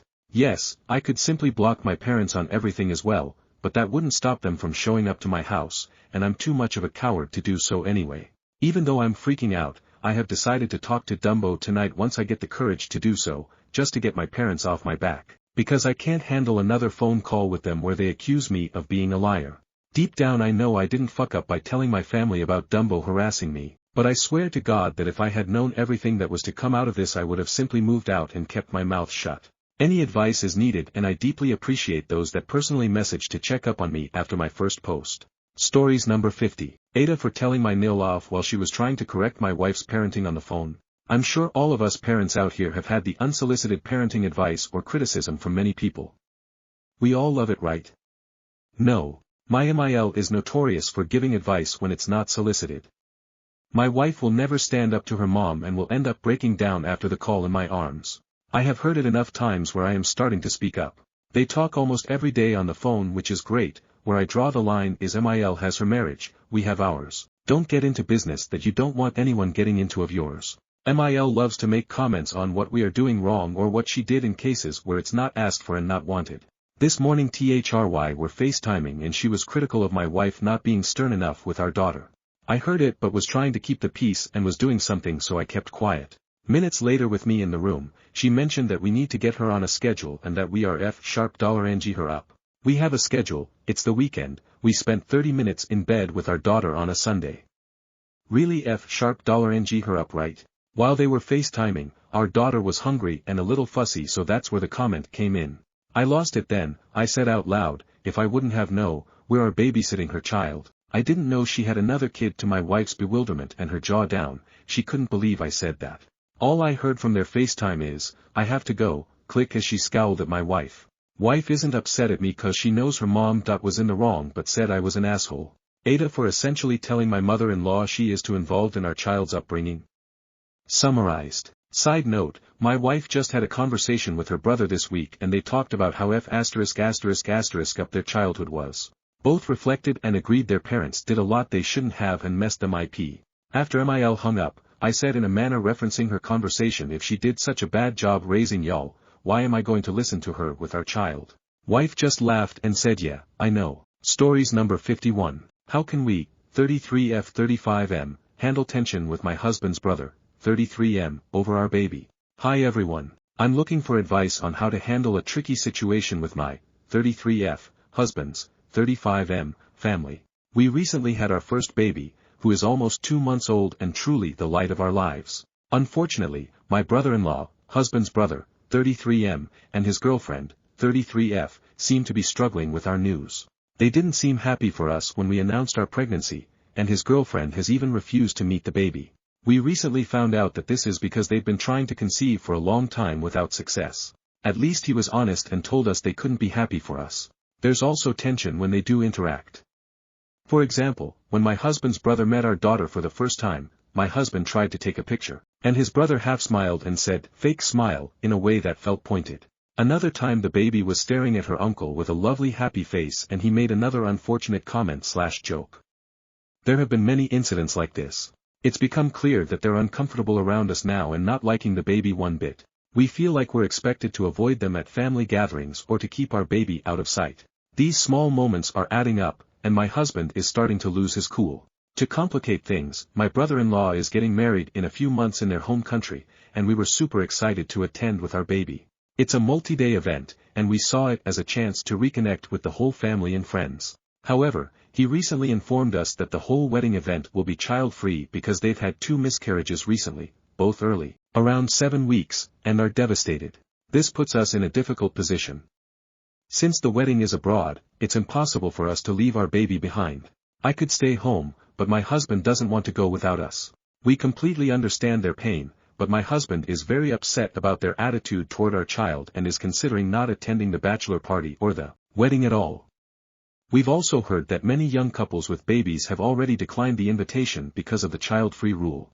I feel terrible about this, as I know how important this wedding is for my brother-in-law and his fiancée. I'm worried that declining the invitation will provoke a major family conflict. Has anyone been in a similar situation? Do you have advice on how to handle this while keeping the peace? Is there anything we can do to make this better? We cannot hide our child, their niece, forever. TLDR, my husband, 35M, and I, 33F, just had a baby, but his brother, 33M, and fiancé, 33F, who are struggling with infertility, have been distant and uncomfortable around our child. Their comments and actions have caused tension. Now they're having a child-free wedding abroad, which we can't attend with our baby. My husband is upset and considering skipping all wedding events, but we're worried this will spark a major family conflict. Looking for advice on handling this situation while being sensitive to their struggles. Stories number 52. Just had my life threatened in a drive-through line. This woman was trying to re-enter the drive-through line because I guess they forgot an item or a sauce. I saw her and waiting 30 seconds to try and let her get in. She didn't go, probably wasn't paying attention, so I decided to go. She started repeatedly honking like a mad woman and I just ignored her. 20 minutes later I get to the speaker to tell them I have a mobile order and she won't stop yelling at me. Excuse me, did you not see me there? I yell back, I waited for you and you didn't go.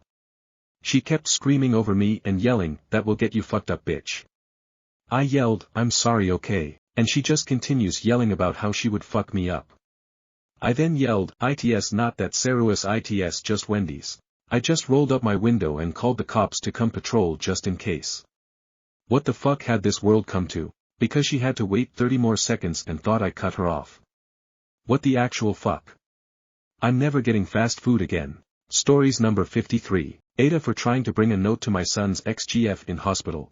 IF, 45, am the mother of a now 21, college student who in HS dated a girl who is now across the country in college. Their relationship was difficult not by their own doing but by GF's mother, gonna call her Psycho Mom. Psycho Mom hated that her daughter was dating my son. Psycho Mom would call GF constantly when they were out on dates, and when my son would drop GF off, Psycho Mom would come out to his car screaming nasty racist remarks at my son, who was 18, same as GF at the time. Psycho Mom went as far as to send Snapchats threatening my son should he continue to date GF, always racist in nature. I am a mama bear and when these interactions would occur my son would put me on speaker phone when Psycho Mom was outside his car screaming at him. I would advise driving away but son was worried about GF's safety, with good reason on several occasions. I also saw the screenshots my son took of the racist snaps. Psycho works in our school district, so when I saw the racist Snapchats, I called Psycho Mom and warned her to leave my son alone or I would take them to the school board. No child needs to be exposed to the absolute $H, she was spewing. GF called son who then called me and asked me to not go after Psycho Mom's job. I said she just needs to be a nicer person and all will be forgiven. GF went to college and they did try long distance, but I told my son he really just needed to be happy for GF and her accomplishments. That long distance won't work out, cliché, and if they come back together later it will work out. They did break up but continue to see each other when she's home for summer and breaks. Here's the heartbreaking part. GF was recently admitted to hospital critically ill. We donated to GoFundMe, anonymously, when we found out, and son had some deep conversations with God during our family trip. He knew he couldn't reach out to GF so he has been manifesting health and happiness for GF since he found out about her illness. My husband and I came to place where GF is located for a scheduled event and since there wouldn't be much of a drive out of the way I told my son I would drop off a card if he wanted me to. Psycho Mom is at GF's side in hospital but updates have not been forthcoming, and that's fine, everyone is entitled to privacy. I went to the hospital knowing either we would get to see GF or not and either Psycho Mom would be decent or not.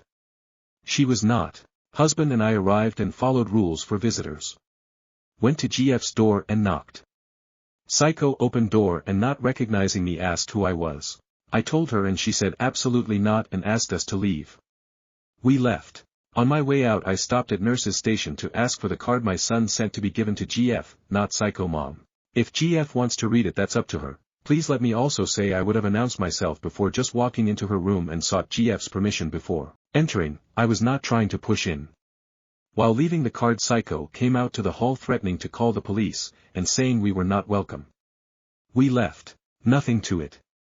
When I got to the car I called my son and told him about the interaction and that I had left the card with the nurse hoping GF would at least be given the option to open it. Hopefully they advocated for the patient and didn't allow Psycho to control her mail and gifts. So I ask, am I the asshole for trying to bring a card to my son's ex-girlfriend in the hospital? Stories number 54. Wibta if I were blunt with my son about his life. I, 64F, have a son, 37, who is always depressed about his life. He has a decent job, with benefits, an apartment and a cat he adores. He's actually quite good looking, but all his female friends are either married or gay. He has really good, long-term friends though. All this to say that he really doesn't have a lot of reasons to hate his life so much, he just refuses to see the good side of anything. His biggest complaint is money. Not having a GF, while all his friends have partners, and living in a very HCOL area, means money is a struggle when you're single. The other day, he told me he nearly unalived himself in September, because he was so broke. His cat had an expensive vet visit, and that nearly put him under. He said he had to borrow from his friends to pay his rent, even though I clearly remember offering him money. I'm on a disability pension and live in subsidized seniors housing, but I can afford to help him out at times. Where I think I might be an AH is that he spends any extra money he gets, like his twice per year extra paycheck, on online gaming and partying more expensively with his friends. He'll buy more games or a new gaming system. Rather than using his benefits and going to the dentist, he just told me he lost 3 teeth to cavities. He also could get a higher paying job, but that would take trying. I'm getting fed up with giving him alternatives, only to have him give me lame excuses that make him the victim of his life. And I'm terrified if I push too hard he really will end things. He did make a very serious attempt less than 10 years ago and spent some time in hospital. For my own mental health, I'd really like to just lay out the facts of life for him. I raised him alone, as a single mother, and didn't have the luxury of being a victim of life. I had to earn a good living, spend wisely and make sacrifices. I don't understand the way he goes through his life. I didn't think that I raised him this way, but I must have. Edit to add, just for information's sake, for anyone who might think or feel that I don't understand what he's going through. Clinical depression is hereditary on the maternal side of my family tree, with multiple cases of unaliving sadly, and I personally am on 2 different antidepressants, so I know that darkness. My mantra for getting through life? What is, is. What isn't, isn't. I don't think that would help him. Stories number 55. I stopped speaking to my friend because she called the cops. I, 30F, work in an establishment with mostly women and we are all extremely close. A co-worker's mom passed suddenly and my best friend/co-worker, 29F, had the idea to make our friend a self-care basket. I collected donations for about a week, then the day before we were supposed to go shopping, I messaged my best friend about times and places we could go. No response for 24 hours. The next morning when I still hadn't heard from her I was frustrated, so I made the decision to do the shopping by myself. I put my phone on DND and went about my day. Since she messaged me back while I was shopping I did not respond but had the intention to go home when I was done and call her to explain why I was upset. After the shopping and delivery of the self-care basket, I returned to my home and took a nap. I woke up to another couple of friends breaking into my home with the assistance of cops. I freaked out. Apparently my best friend had called the cops because I wasn't answering my phone. It had been maybe 5 hours since she texted me back, after 24 hours of her not texting me, which I didn't call the cops on her. The friends that came into my apartment apologized later that night for invading my privacy, but my best friend still has not apologized. I am so betrayed and hurt by this lack of respect and lack of privacy. On top of that, she knows my own mother has passed, so shopping for a coworker whose mom passed was going to be hard for me. AIO for not speaking to her until I get an apology. Stories number 56. I, 27F, started noticing changes in my relationship with my husband, 26M, and I don't know where to go from here. Advice needed. Hi Reddit, my first post ever and long-time listener. I apologize ahead of time for any mistakes I may make. So, I'm stuck in mental situation about an issue with my husband. So for starters, we have been together for 10.5 years and are high school sweethearts. We got married 9 months ago in February and we are currently expecting our second child together. When I told him the news he was so happy and excited, as this was something we've been trying for at least the past year. He's been nothing but loving and attentive to our first child and I. So on to the thing that has kept me up for the past week. I've started noticing his behavior slightly changing over the past month. At first I ignored it because it was setting off my alarm bells, and that feeling you get in your stomach that tells you otherwise kept bugging me. So I decided to check his Instagram profile, from my account, just to see, and what I saw made my heart drop. His profile basically screams, "I'm single," because he took off our anniversary date off his bio. He deleted my comments I made on his posts, and the last straw was that he untagged himself from our engagement post I made earlier at the beginning of this year. That didn't sit right with me, so I ended up snooping, yes I know it's wrong, through his phone and seen he has been messaging other girls on his profile. For the next 2 days I ended gaslighting myself, saying it was nothing and it was pregnancy hormones messing with my head. So 2 nights later I tried seeing the messages again to tell myself that everything is okay, but to my surprise, he changed his phone password on me. He has never changed it in the entirety of our relationship, so to me that confirmed my suspicions. I decided to see who he's following, and surprise surprise, the majority of them were beautiful women, local and out of town, and it honestly hurts my heart. I think he noticed my changes and ended up hugging and kissing me, telling me there's no one else and he only wants me. But how can I believe him when his actions tell me otherwise? How did he know that's exactly what I was thinking? How did he not notice how I cried myself to sleep every night thinking about this? I know I need to have a conversation with him, but I'm scared of the outcome. I don't know where to go from here. Has anyone experienced this type of situation before? I will appreciate any advice, and I'm sorry for venting, but I needed to get it off my chest because I really don't have anyone else to talk to about this. Edit to add. Unfortunately, this is real and is my reality. I appreciate all of the advice and support this post has gotten in the past few hours. I will read more later when I'm done with my training for work. Also, more info to add. I'm a stay-at-home mom and have been since the pandemic started. So he controls all of our finances since I'm not working. While being a home caretaker, I've also been doing online schooling and will finish with my bachelor degree in March while taking care of our child. I mentioned I'm training now, and that's what I'm using as a distraction right now, so I'm not crying 24/7. I really hate these pregnancy hormones, lol. I will hopefully be done and start working remotely by the end of month as a mortgage loan officer, so that's a part of my backup plan if this relationship can't be fixed, so I can start being more financially independent.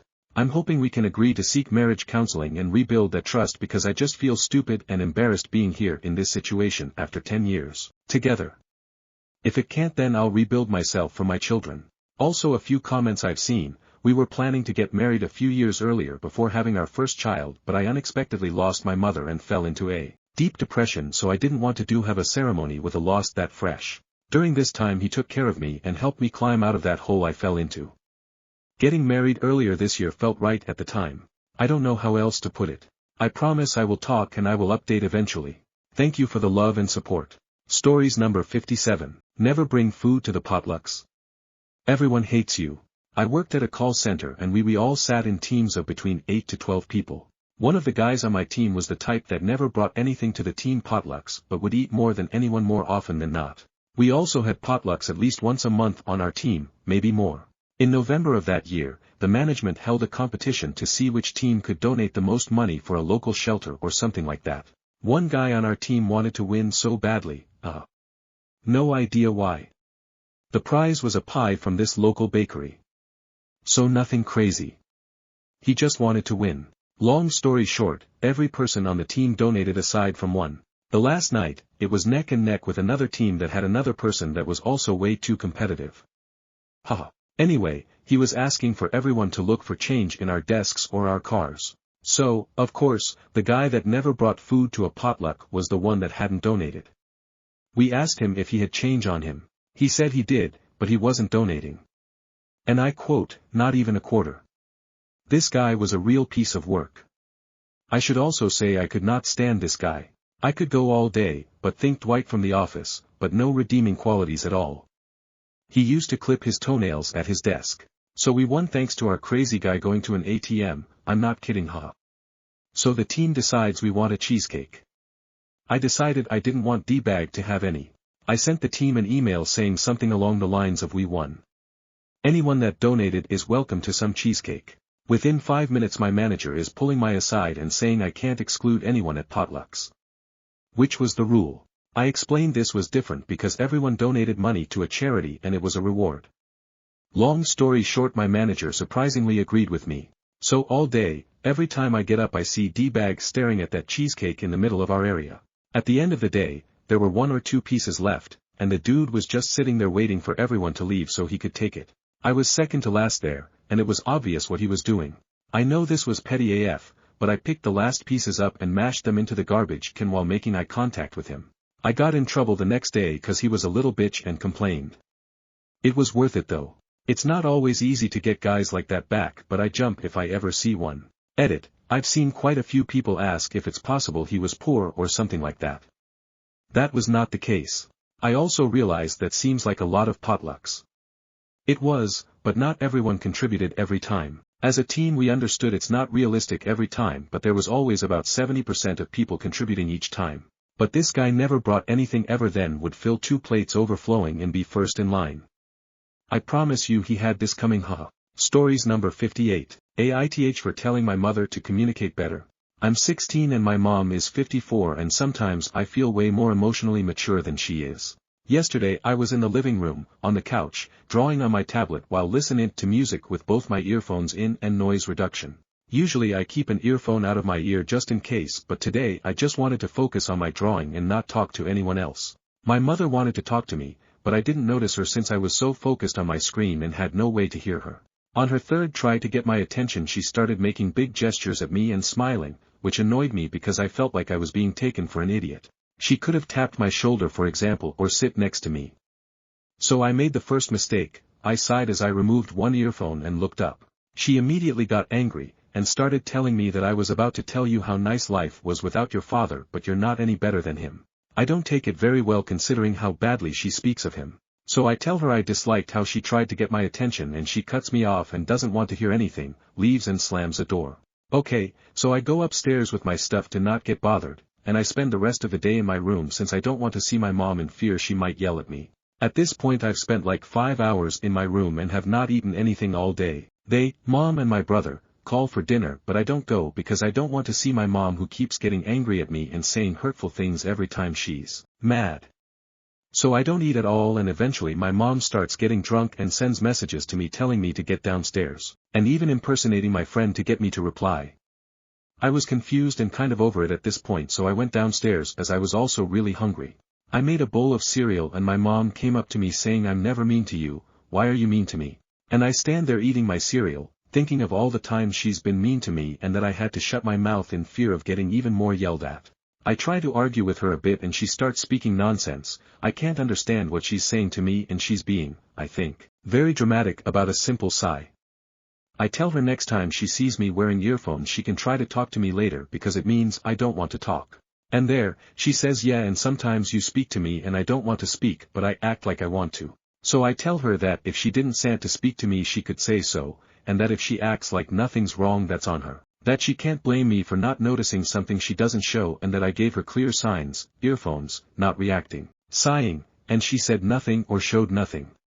I tell her to communicate if she doesn't want to speak and she looks at me as if I told her I killed her entire family and says something like oh so I'm the mom so I have to suffer, which was not what I said and she leaves crying and starts screaming. Then she sends me texts about how I only ever want others to understand me and never want to understand others, which is something she knows will hurt me. As much as I don't really care since this kind of scenario is something that happens a lot at home, I still wonder if I'm the asshole for telling her to just communicate. I fear that's common sense. Especially since I'm neurodivergent and sometimes I tend to be clingy and talk a lot and not get hints so I need direct communication. Stories number 59. Am I the jerk for kicking my ex-husband and his 3 kids out of my house when they were on the brink of homelessness? When I was in college at 19, I met my ex-husband, whom we'll call John for convenience. We were both majoring in marketing, but he dropped out during the first year. At the time, I was dating him, and he would frequently find jobs and sometimes take me out. 4 years later, I graduated, and we were still dating. I got a job at a company, and a year later, he proposed to me, and we got married. John had a job as a travel agent at that time. He was rarely home and always claimed to be at work while constantly complaining about his job. Meanwhile, I bought our house with a mortgage. 2 years later, I found out that John had actually quit his job long before I bought the house and had been seeing another woman, who we'll call Jane, while pretending to be at work. John had been cheating on me with Jane, and they had a 6-year-old child together. After discovering this, I divorced him and was granted ownership of the house. 5 years later, John showed up and asked if he, Jane, and their now 3 kids could stay with me. I was living alone in a 3-bedroom house, so I let them use the 2 guest rooms. John told me he just needed some time to find a job and a place to rent, so for now, they would stay with me. Jane, meanwhile, was a stay-at-home wife who mostly drank beer and laid on the couch. Only one of their 3 kids appeared to be going to school, even though it seemed like all of them should have been enrolled. John looked for a job for about 2 weeks, then stopped trying altogether. He was home all day, and I ended up providing for everyone. After 2 months of this, I decided to kick them out.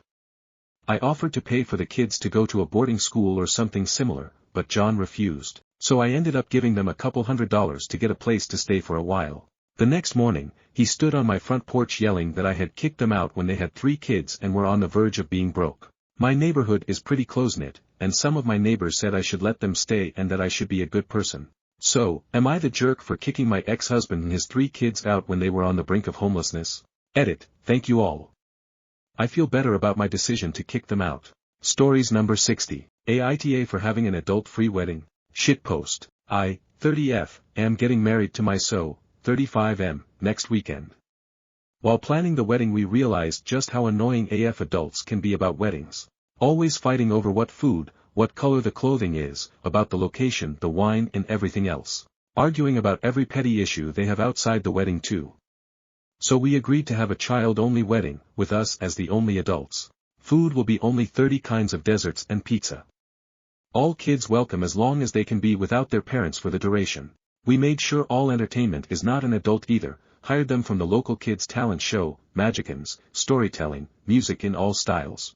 Cheaper too, regular DJ 1500, kids showing of their art only 200 and for that you get a magic show. When we let family know their kids were welcome from 12 o'clock till 1800 hours they were furious. Blow up both our phones and called it age discrimination. While that kind of proved our point that they are annoying, we do doubt that we might be the AH when they created that Azula and So Suck billboard. So, are we the AH? Stories number 61. I found out my husband had a second family, and his excuse was ridiculous. For years, I thought my marriage was perfect. My husband, James, worked long hours, but he always made time for family dinners and date nights. That is, until I noticed he was getting a lot more business trips than usual. At first, I thought nothing of it. He worked hard, maybe too hard, but I trusted him completely. One day, I got a Facebook friend request from a woman named Lisa. She looked normal enough, but when I clicked on her profile, my jaw dropped. There was James, my husband, in her profile picture, with her. And 2 kids. They looked like him. I stared at the screen for what felt like an eternity. I messaged her, pretending to be polite, and said, "Hi Lisa, I noticed we seem to have a mutual connection. How do you know James?" Her response made me want to throw my laptop across the room. "Oh, James is my husband. How do you know him?" Turns out, James had been splitting his time between 2 families for years. When I confronted him, his excuse was, "I just wanted to make everyone happy." Really? Happy? Needless to say, I packed my bags, filed for divorce, and sent Lisa the contact info for my lawyer. Last I heard, she left him too. Stories number 62. I don't think I'm qualified to do anything and also am depressed. I'm a 33-year-old woman who hasn't had a job since I got married in 2018. Before that I was a restaurant hostess and in college. I worked at a smoothie shop in high school, never again, the smells of frozen fruit haunt me to this day, and a summer camp counselor from 18 to 22. That's my entire resume. I've never been able to figure out what I'd like to do, or enjoyed doing anything. I've been dealing with depression and anxiety for a long time as well. I'm in therapy etc. etc. When I look at job listings they all look so major and taxing and stressful, or they are bad hours, or they seriously don't interest me, or are too far away, etc. And the ones that look okay I can't see getting hired as an adult woman who hasn't worked in nearly a decade. And I thought about volunteering as a way to give me something recent on my resume or just to find a thing to enjoy doing. But all of the descriptions lead down to an eventual depressive/anxious place, like end-of-life care or something just sounds bad for my mental health. I'm kind of at a loss. I really just want a low-stress part-time thing to get out of the house sometimes and maybe feel good for a few hours. Edit. I think I was a bit misleading on accident. I'm not a mom. I didn't work because that was the dynamic my husband and I chose at first, but he's never barred me from working, he's very supportive. After this time, I'm starting to feel like it was the wrong choice for me. Stories number 63. My brand new car got into an accident on the way from the dealership to my house. I had it for about 15 minutes before I lost it. 8 miles. That's how far I drove my car for before some idiot crashed into me. I'm not going to get into all of the details but it was their fault and the other party's insurance has already accepted liability. My car isn't drivable and had to get towed away. It's been a few days since the accident and I feel like I've been through an entire spectrum of emotions. I was really sad, embarrassed, anxious, angry, nihilist, empty feeling. It was so brief that it feels like it wasn't even real. I can still feel the impact of the crash in my body. Thankfully I don't have any spinal damage or a concussion but I've been left with whiplash and a non-stop headache. I mostly just feel sad about things. This was my first new car. My first big purchase. I've only ever driven hand-me-downs. I saved some money all year and put down about a third of my savings as a down payment and now I have nothing. We were going to take pictures, drive it around the block, celebrate with some drinks and a nice meal. And now I'm left with nothing and uncertainty. Things could be a lot worse. Everyone walked away from the accident with minor injuries. I should consider myself lucky but I can't help but feel that I've been wronged. Stories number 64. Wibta if I told my friend who has a crush on me to get over the fact I don't want to date her. Aita. For context, I'm a 14M and the friend who has a crush on me will be called B for privacy. I've met B for over 4 years now, and we both dated each other before, 3 years ago, but since it was my first relationship with someone it didn't last long whatsoever, P.S. it only lasted a week. She's messaged me a few times asking if we could still be together. I've always replied saying something like, I don't want to date anyone till I'm 20, which is true by the way. I think it's been 2 weeks ago now, but my sister and B got on contact on Instagram. They both asked if they could get their users, and on Saturday. Now this is where it starts. B messaged my sister to tell her to tell me that what I think of her, so. My sister asked me what I think about B, I instantly knew what she meant by this and I told her what I meant, and for a shocker, I was right. She asked me, how did you know? So I explained that she's messaged me a few times already, I'm honestly kind of sick of her asking me the same question. I honestly don't know what to do. But honestly I don't want to be an a-hole to her like that, cause our friendship might end cause of it, or she might keep distant from our friend group for a while. So Reddit. What should I do? Edit. I know that some people are going to say I'm 14 and why I'm too young for this app, the reason is, I just like reading AITA stories and I'm a big fan of watching Comfort Level. And they are my favorite podcast. The friend who has a crush on me is gonna be called, H, private reasons. Hey guys, it's been a while since I last posted but I'm back with an update. It might be a bit long than the first one so sit and relax while I explain this insane update. But before you read this, if you haven't checked my first post I would recommend you do as you'll get confused, the link is on the top of this post. I eventually did tell her, 2 weeks ago, that I don't want to date her. She understood and we moved on until yesterday. Basically, me and H go to a young carer's place. If you don't know what young carers is, it's basically where you take care of your younger siblings while your parent is doing something really quick. My younger sibling has autism. Okay, on to the actual story. After the young carers H messaged me that her boyfriend got jealous cause he thinks me and H are dating, which isn't true whatsoever. H and me were saying that we're just friends and nothing further than that. He wasn't believing H or me. By the way, he goes to young carers too, so he was saying it there too, but apparently him and H have broken up 2 weeks ago according to H. But H asked me to message her on Snap. I said okay. And what she said made me 1. Confused and 2. Annoyed as shit. Basically she asked if me and her could go together for a week to make her ex jealous. I said absolutely not. But instead of understanding, she kept begging me, so I left my phone a bit to do homework. And my phone was booming with Snap notifications of her begging me to accept it. She even bribed me saying, I'll get you sweets every week. IDC about sweets. What I care about is that I don't want to date you. I had to message her to stop begging cause she kept asking please. She only typed K and left for a bit. I decided to remind her again that I don't want to date her. I literally typed a whole essay of not wanting to date her and thinking the plan is stupid and dumb. Reason being, my school year is really gossipy, so if anyone found out that we were dating, it would go around the whole school, and I don't want that at all. She asked me, how is it dumb, and I just left her hanging cause she was honestly annoying me. I haven't replied to her since, and this was all yesterday. Last message she sent me was her replying to her text about her buying sweets and put on it, but I'm not answering her. I can't be asked. I honestly don't know if she will ever go through me, as I've told her too many times already and is indeed getting on my nerves. But Reddit for a second time, what should I do in this situation? Edit. H's ex does still think he's still dating H, while H is trying to explain that they aren't.